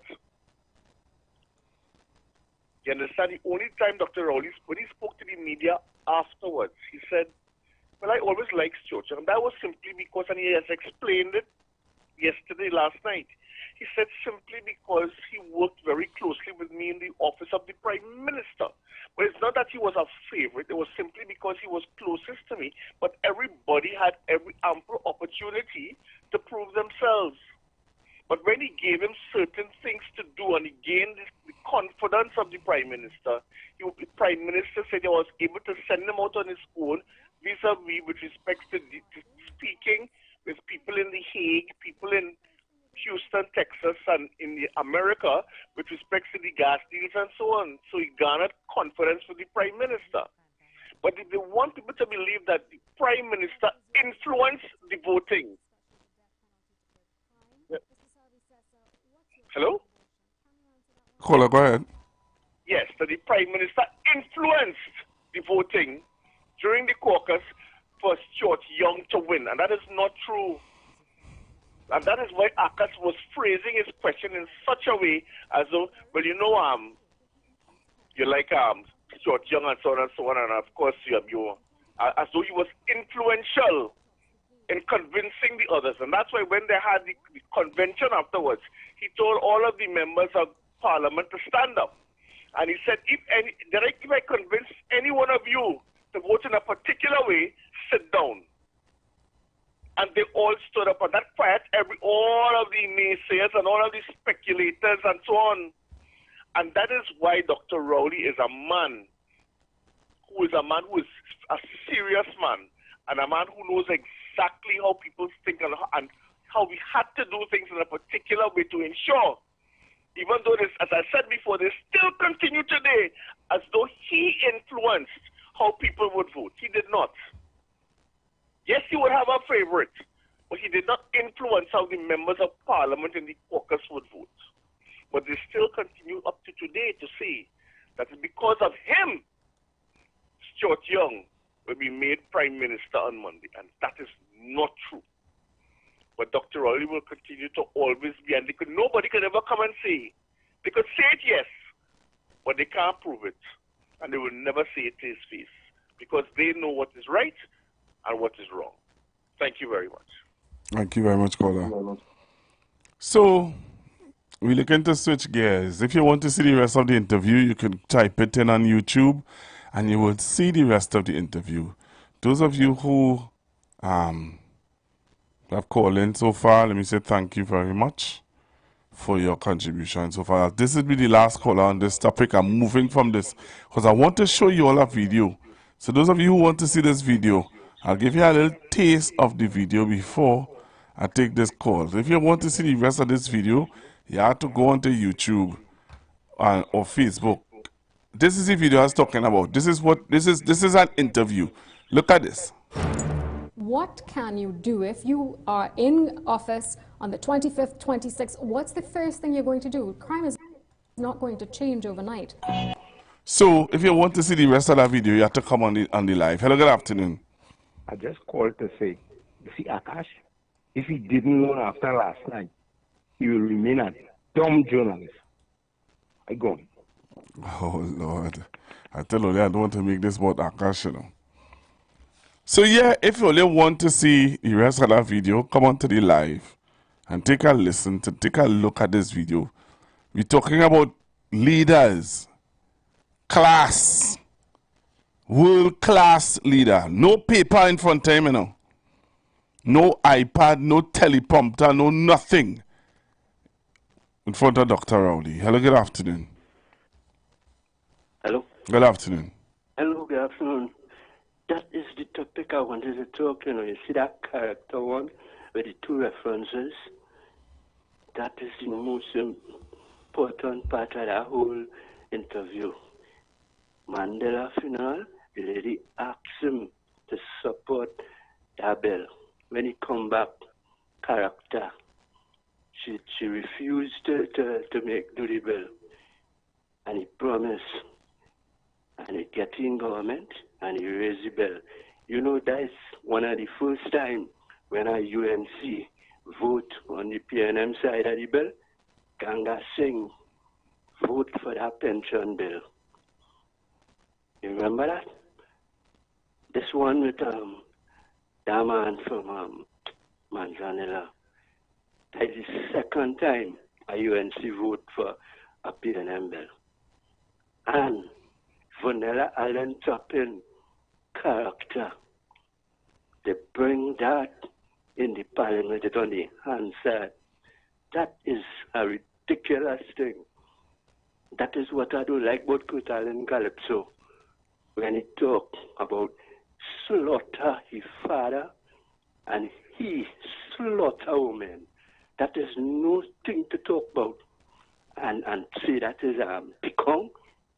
That is scandal. And when the man relapse, he goes sue them. Yeah. Thank you. All right. Thank you very much, caller. Yeah. So if you only want to see this video, I'm going again. I'm showing already the beginning of the video again. If you want to see this video, come on the live. Right? So I'm going to show you this video. Look at this video. Look at this. Talking about leader. Look at this video.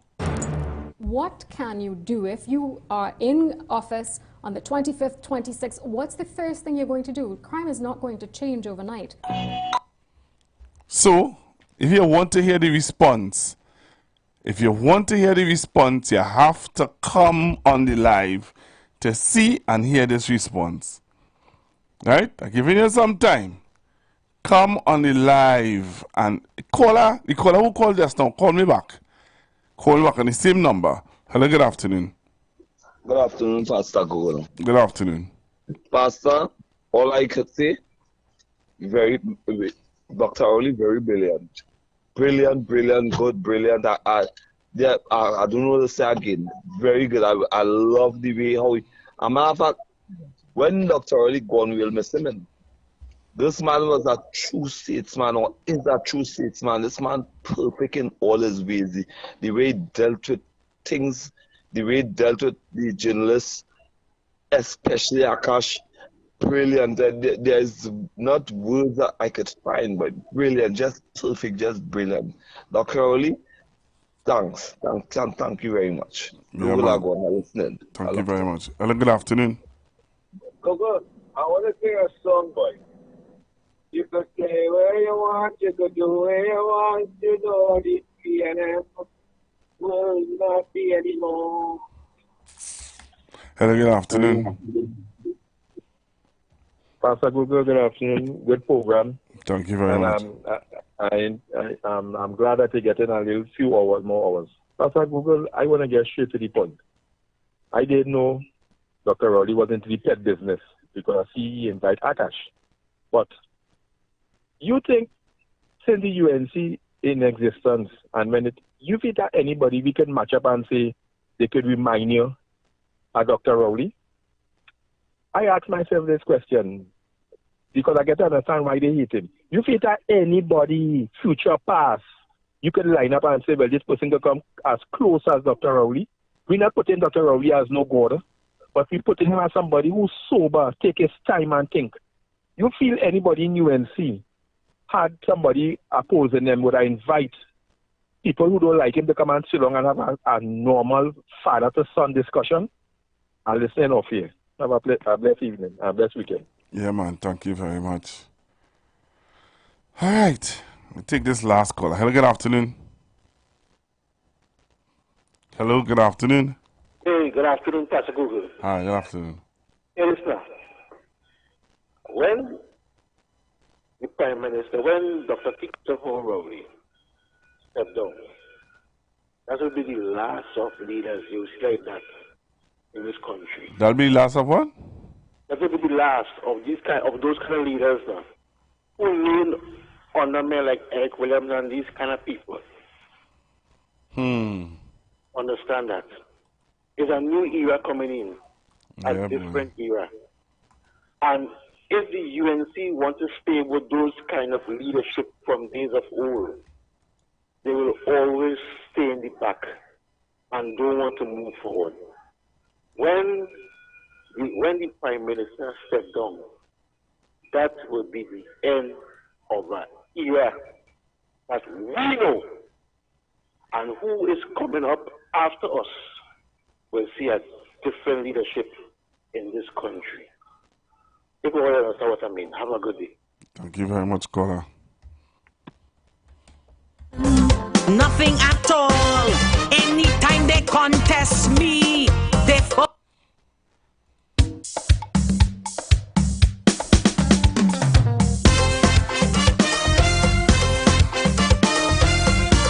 I in charge.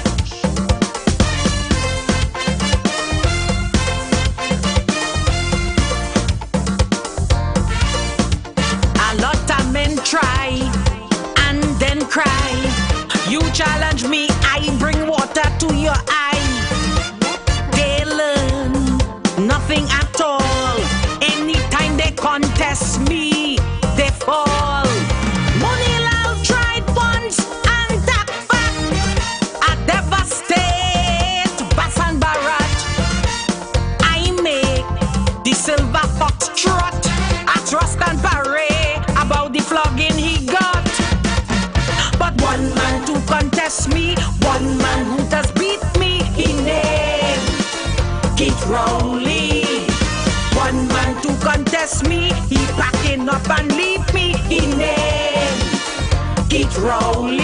Just how he talks rough, he got that sweet swab Tobago stuff. UNC feel I get enough. Keith always end up on top. But one man to contest me, one. Wait there. Oh, gosh. Let me take a listen to this video. Or let's take a look at this video. Those of you on the live, take a look at this video. What can you do if you are in office on the 25th, 26th? What's the first thing you're going to do? Crime is not going to change overnight. I can't give you that crime plan in 1 hour that we have. We have so many other issues. What is your position on capital punishments, especially the death penalty to curb crime? Ms. Basabi says, what's your view on abortion? Can you answer that one now?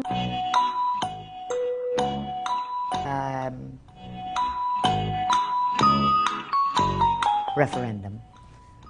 Is it for me to say we don't want the death penalty? Where will I get the revenue? No new taxes. It's a very, very serious issue. If you increase pension, if you calculate how many people of pensionable age we have, you quantify what is the cost to the treasury, the laptops, the gate. As I said, I don't remember the exact mega figure, $5, $10. If you cut down on corruption. Kamala. What can you do if you are in office on the 25th, 26th? What's the first thing you're going to do? Crime is not going to change overnight. I can't give you that crime plan in 1 hour that we have. We have so many other issues. What is your position on capital punishments, especially the death penalty to curb crime? Ms. Basabi says, what's your view on abortion? Can you answer that one now?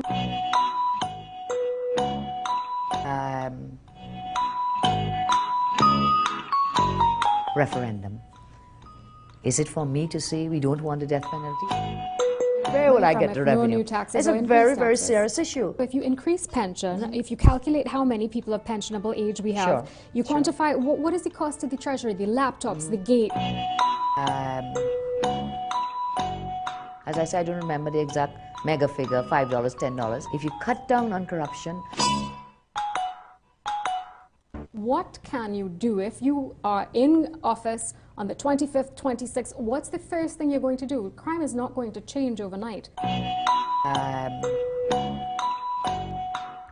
I can't give you that crime plan in 1 hour that we have. We have so many other issues. What is your position on capital punishments, especially the death penalty to curb crime? Ms. Basabi says, what's your view on abortion? Can you answer that one now?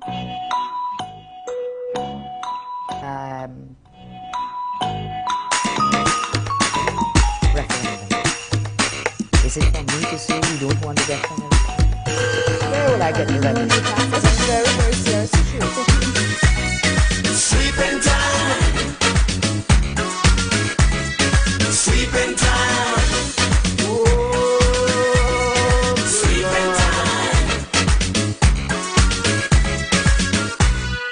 I was in the Lacore when somebody showed me him. Somebody said that I'm not today. The boss could take care of them. And in this crowd was singing loud, going to the convention. When we walk in big spin and ting, oh Lord, what a session.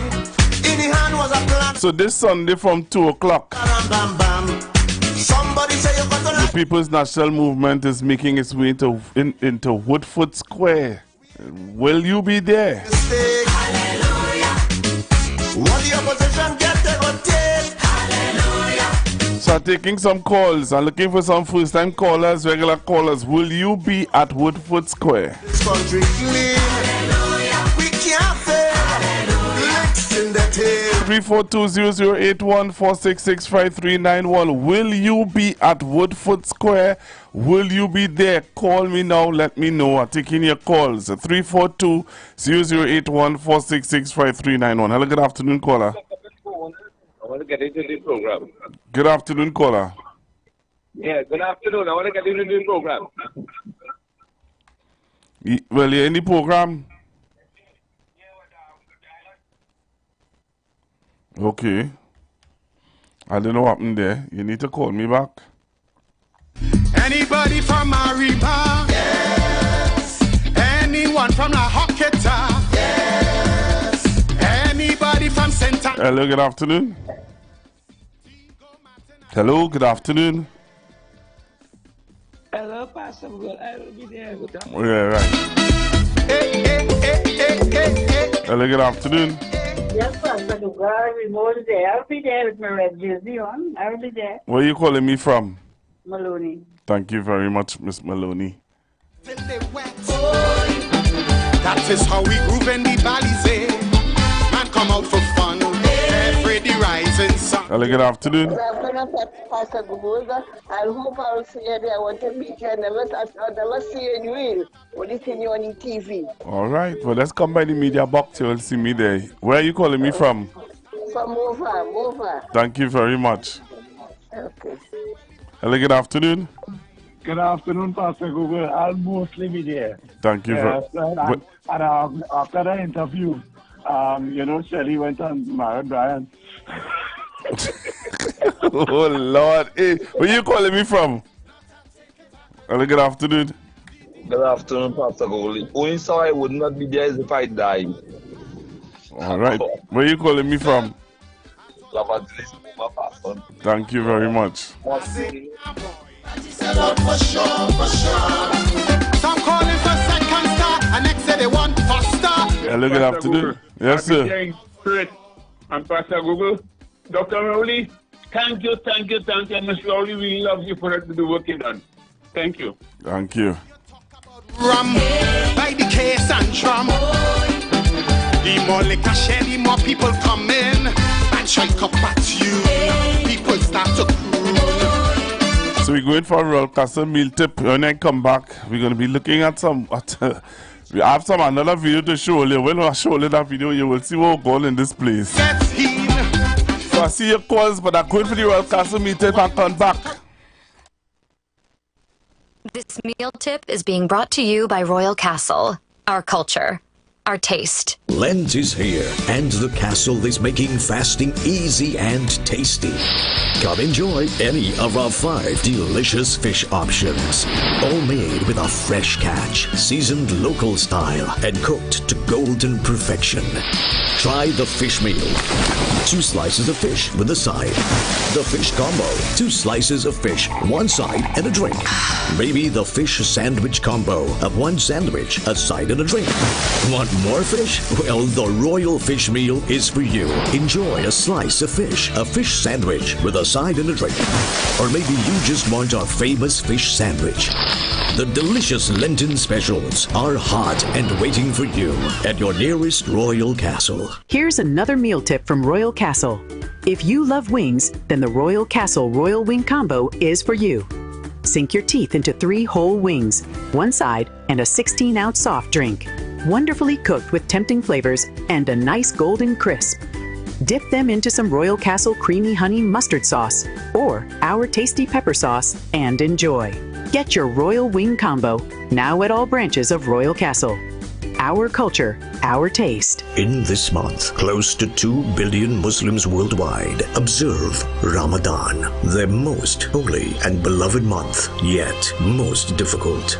30 days of fasting from food and drink and praying build mental fortitude and closeness to Allah. There is a lesson in their sacrifice, discipline, and faith, a motivation to us all to be resilient and look forward to a brighter day, just as the hunger of Ramadan ends with the joys of Eid. It is our prayer that the power of this holy month inspire humanity to awaken, to remember God, and to make this world a better place. Ramadan Mubarak to our Islamic community and our nation from your Royal Castle. That tip was brought to you by Royal Castle. Our culture, our taste.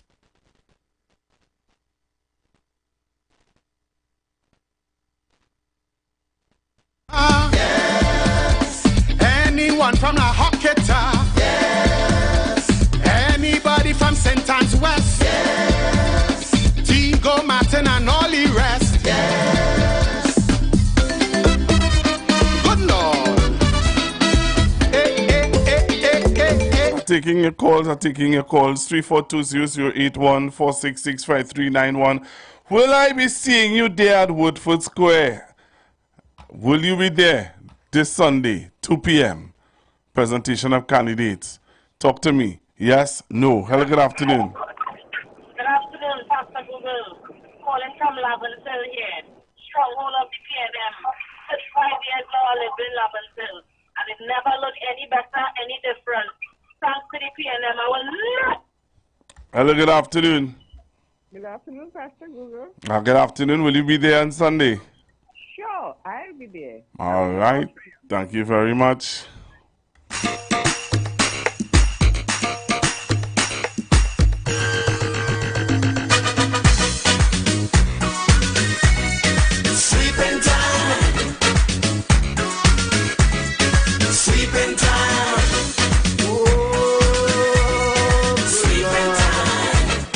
Hello, good afternoon. Good afternoon, Pastor Google. I will be there. Good afternoon, Pastor Google. Good afternoon. I will be there.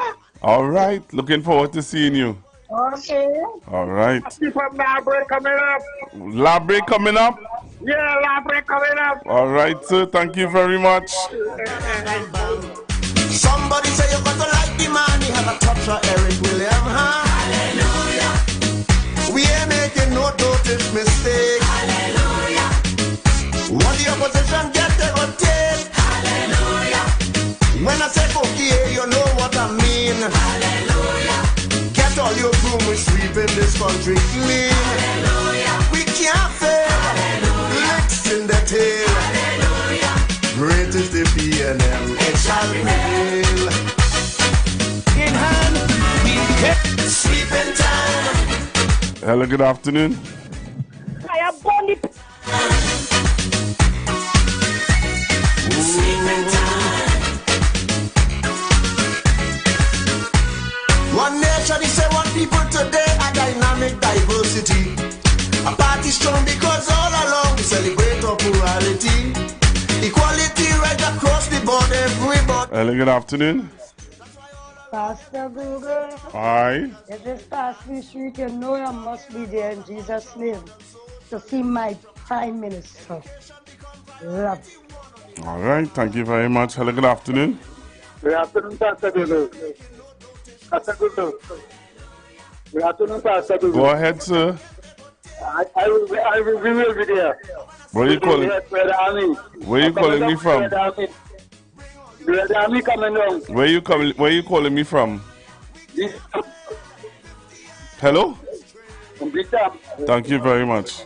Hello. Hello, good afternoon. Good afternoon. Calling you from Belmont. Uh-huh. I have to be there. Thank but you. Pastor Google, I wanted more of that song where the young lady singing about the only man who could destiny is. You heard that song? That is a good song. I hear I'm you. overhearing that song Sunday. All right, thank you. Put that, give me a little more of that song. I hear you. The new one. All right, thank you very Thank much. you. Belmont will be line. Thank you. Hello, good afternoon. Yeah, good afternoon, Pastor Google. Uh-huh. A friend from Brooklyn. How are you, sir? Good. I happen to come home early this evening, and it's for a reason because my Prime Minister is demitting office on Sunday, and I want to wish him all the best. I want to wish the PNM party all the best in its future, and I want to wish Trinidad and Tobago all the best. We are left in good hands. We are left with a secure nation, and I hope that the work continue to make us go to a mark of a higher calling. All the best to you and your family. My condolences. I heard late that you had some situations in your family. So all the best. Condolences to you. And all the best to all the PNM supporters in Trinidad and Tobago. Sorry, I can't be in vote first question Sunday, man, oh Lord. But I'll be there in spirit. Have a blessed evening, all. Thank you very much. Legs in the tail. Hallelujah. Great is the PNM. It shall prevail. Sleeping time. Sleeping time. Hello, good afternoon. Sauti, I'll be there after God on Sunday. All right, you're coming to say hello to me and bringing Sunday lunch? Of course, I'll see what I can do. I'll bring Sunday lunch. Make sure I cook it Sunday. I might look for food somewhere else. Just pulling your leg. Yes, darling, all right. All right, so looking forward to seeing you on Sunday. Yes, after God. All right, then.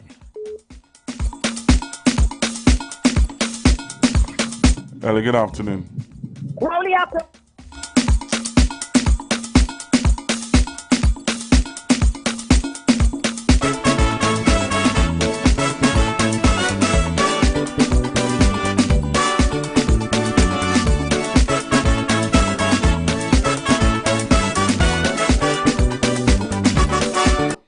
taking your calls, you know. I'm taking all the calls. I have a video I want to show you guys. I have a video. Before I leave here, I have to play this video. I have to play this video before I leave here. If I don't play this video, trust me. And it's for that caller who called in consistently and want to use obscene. I want to play this video for you. Taking this video earlier. Taking this video.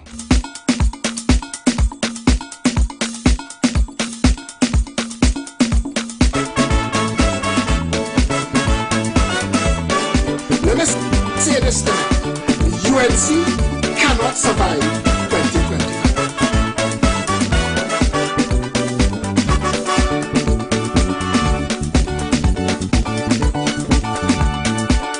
Love TNT, we go follow. Let me say this tonight.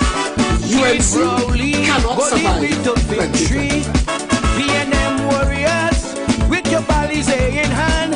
We taking back we country, we taking back we land. Tell them we coming, we coming, we coming, we coming, we coming. Everybody get on board with Franklin Farris and Ashton Ford. Oh, Colin Marlin, Imbert and Donna Cox. Penny and Hines with the dreadlocks. Let me say this tonight. UNC cannot survive 2025. Let me say this tonight. The UNC cannot survive 2025. I am no longer interested in being a part of that bacchanal. I have my own bacchanal to deal with. Kamla Prasad Bisesa is not strong enough to pull her forces together, and while I was trying to help there to say that we will use that situation to break the PNM stranglehold, it looking like two sides of the same coin. Let me say this tonight. The UNC cannot survive 2025. I am no longer interested in being a part of that bacchanal. Let me say this tonight. The UNC cannot survive 2025. I am no longer interested in being a part of that bacchanal. I have my own bacchanal to deal with. Kamla Prasad Bisesa is not strong enough to pull her forces together, and while I was trying to help there to say that we will use that situation to break the PNM stranglehold, it looking like two sides of the same coin. Let me say this tonight. The UNC cannot survive 2025. I am no longer interested in being a part of that bacchanal. I have my own bacchanal to deal with. Kamla Prasad Bisesa is not strong enough to pull her forces together, and while I was trying to help there to say that we will use that situation to break the PNM stranglehold, it looking like two sides of the same coin still. That ain't going nowhere, and the UNC cannot win. I want no part of nothing with Gary Griffith and Peter George Jr. and the NTA bullshit. So, let me say this tonight. The UNC cannot survive 2025. I am no longer interested in being a part of that bacchanal. I have my own bacchanal to deal with. Kamla Prasad Bisesa is not strong enough to pull her forces together, and while I was trying to help there to say that we will use that situation to break the PNM stranglehold, it looking like two sides of the same coin still. That ain't going nowhere, and the UNC cannot win. 3420081 4665391. Will you be there on Sunday? Hello, good afternoon. Yeah, Pastor Google. Yes, sir. Yeah, when was that video made? That with I don't care when it was made. I don't care when it was made. He said that. Oh, okay, he said that if he standing up with the UNC, and that's what he said back then. If he said it about 3 years ago, a year ago, that's what he said. Okay. All right. No problem. Thank you very much. Yeah, all right. Yeah.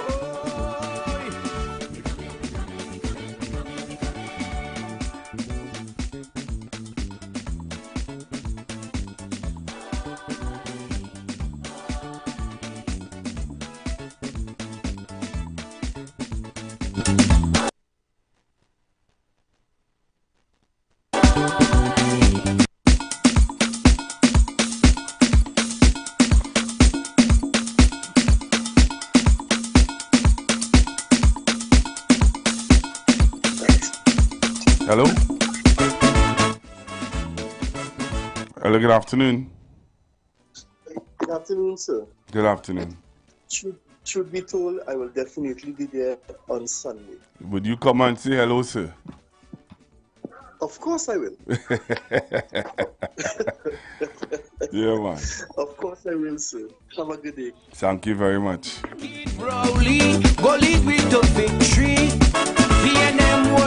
So we're getting ready to leave the studio of the Street 919 FM, and as I get ready to leave, I want to play this song.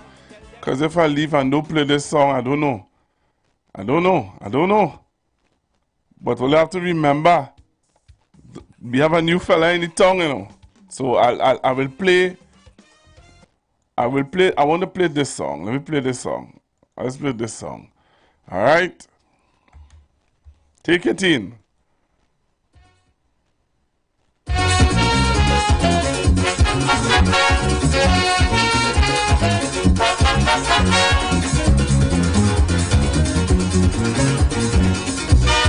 Will you be there on Sunday?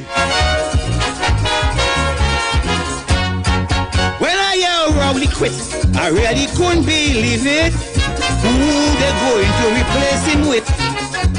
I call Emery Brown, he call me back. He said, Coco, we have it done back. He says, son, we come to a decision. We off the ground with Stuart Young. He ball out crooks. I hope you like this move.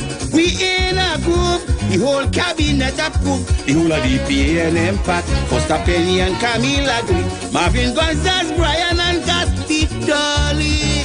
Everyone rooting for Stuart. Great replacement for Rowley. Go spread the word. PNM strong. We going with Stuart Young. Ding dong.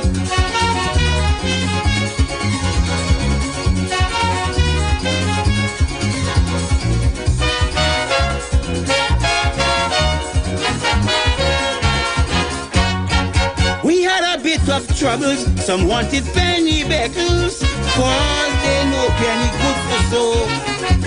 It was almost a split decision. The vote end up 9-11. In the end, all of them hug up like friend. Was great is the PNM.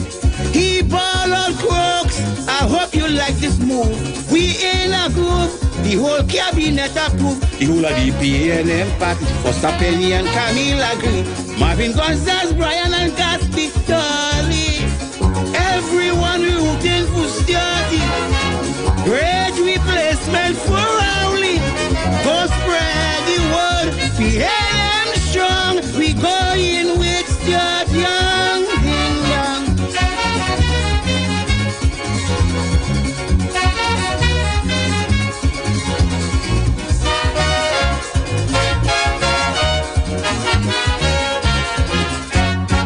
I want you to remember this. You fall in love with office. The whole nation send you a kiss. Hamilton fall and she in step here. The woman wouldn't get out from there. Right on, sir. We would always remember Rowley as a great leader. He ball out crooks. I hope you like this move. We in a group. The whole cabinet approved. The whole of the PNM party. Foster Penny and Camille agree. Marvin Gonzalez, Brian and Caspi Dolly. Everyone rooting for Stuarty. I in charge.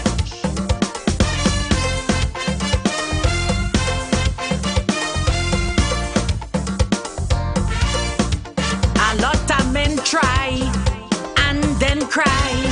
You challenge me. So I'm making my way out of the studio. See you guys on Sunday, please God. Make sure and come and say hello to me, because I will be in the now. So come and say hello. They fall. And most likely on Monday, I'll be in the swearing in of the new Prime Minister of Trinidad and Tobago, the Honorable SC Minister Stuart Young.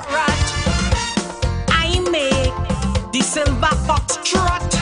Hello, good afternoon. Hello, thanks for the song. You're most welcome. Bye-bye. Sunday. That's me, one man who does beat me, he name Keith Rowley. One man to contest me, he packing up and leave me, he name Keith Rowley.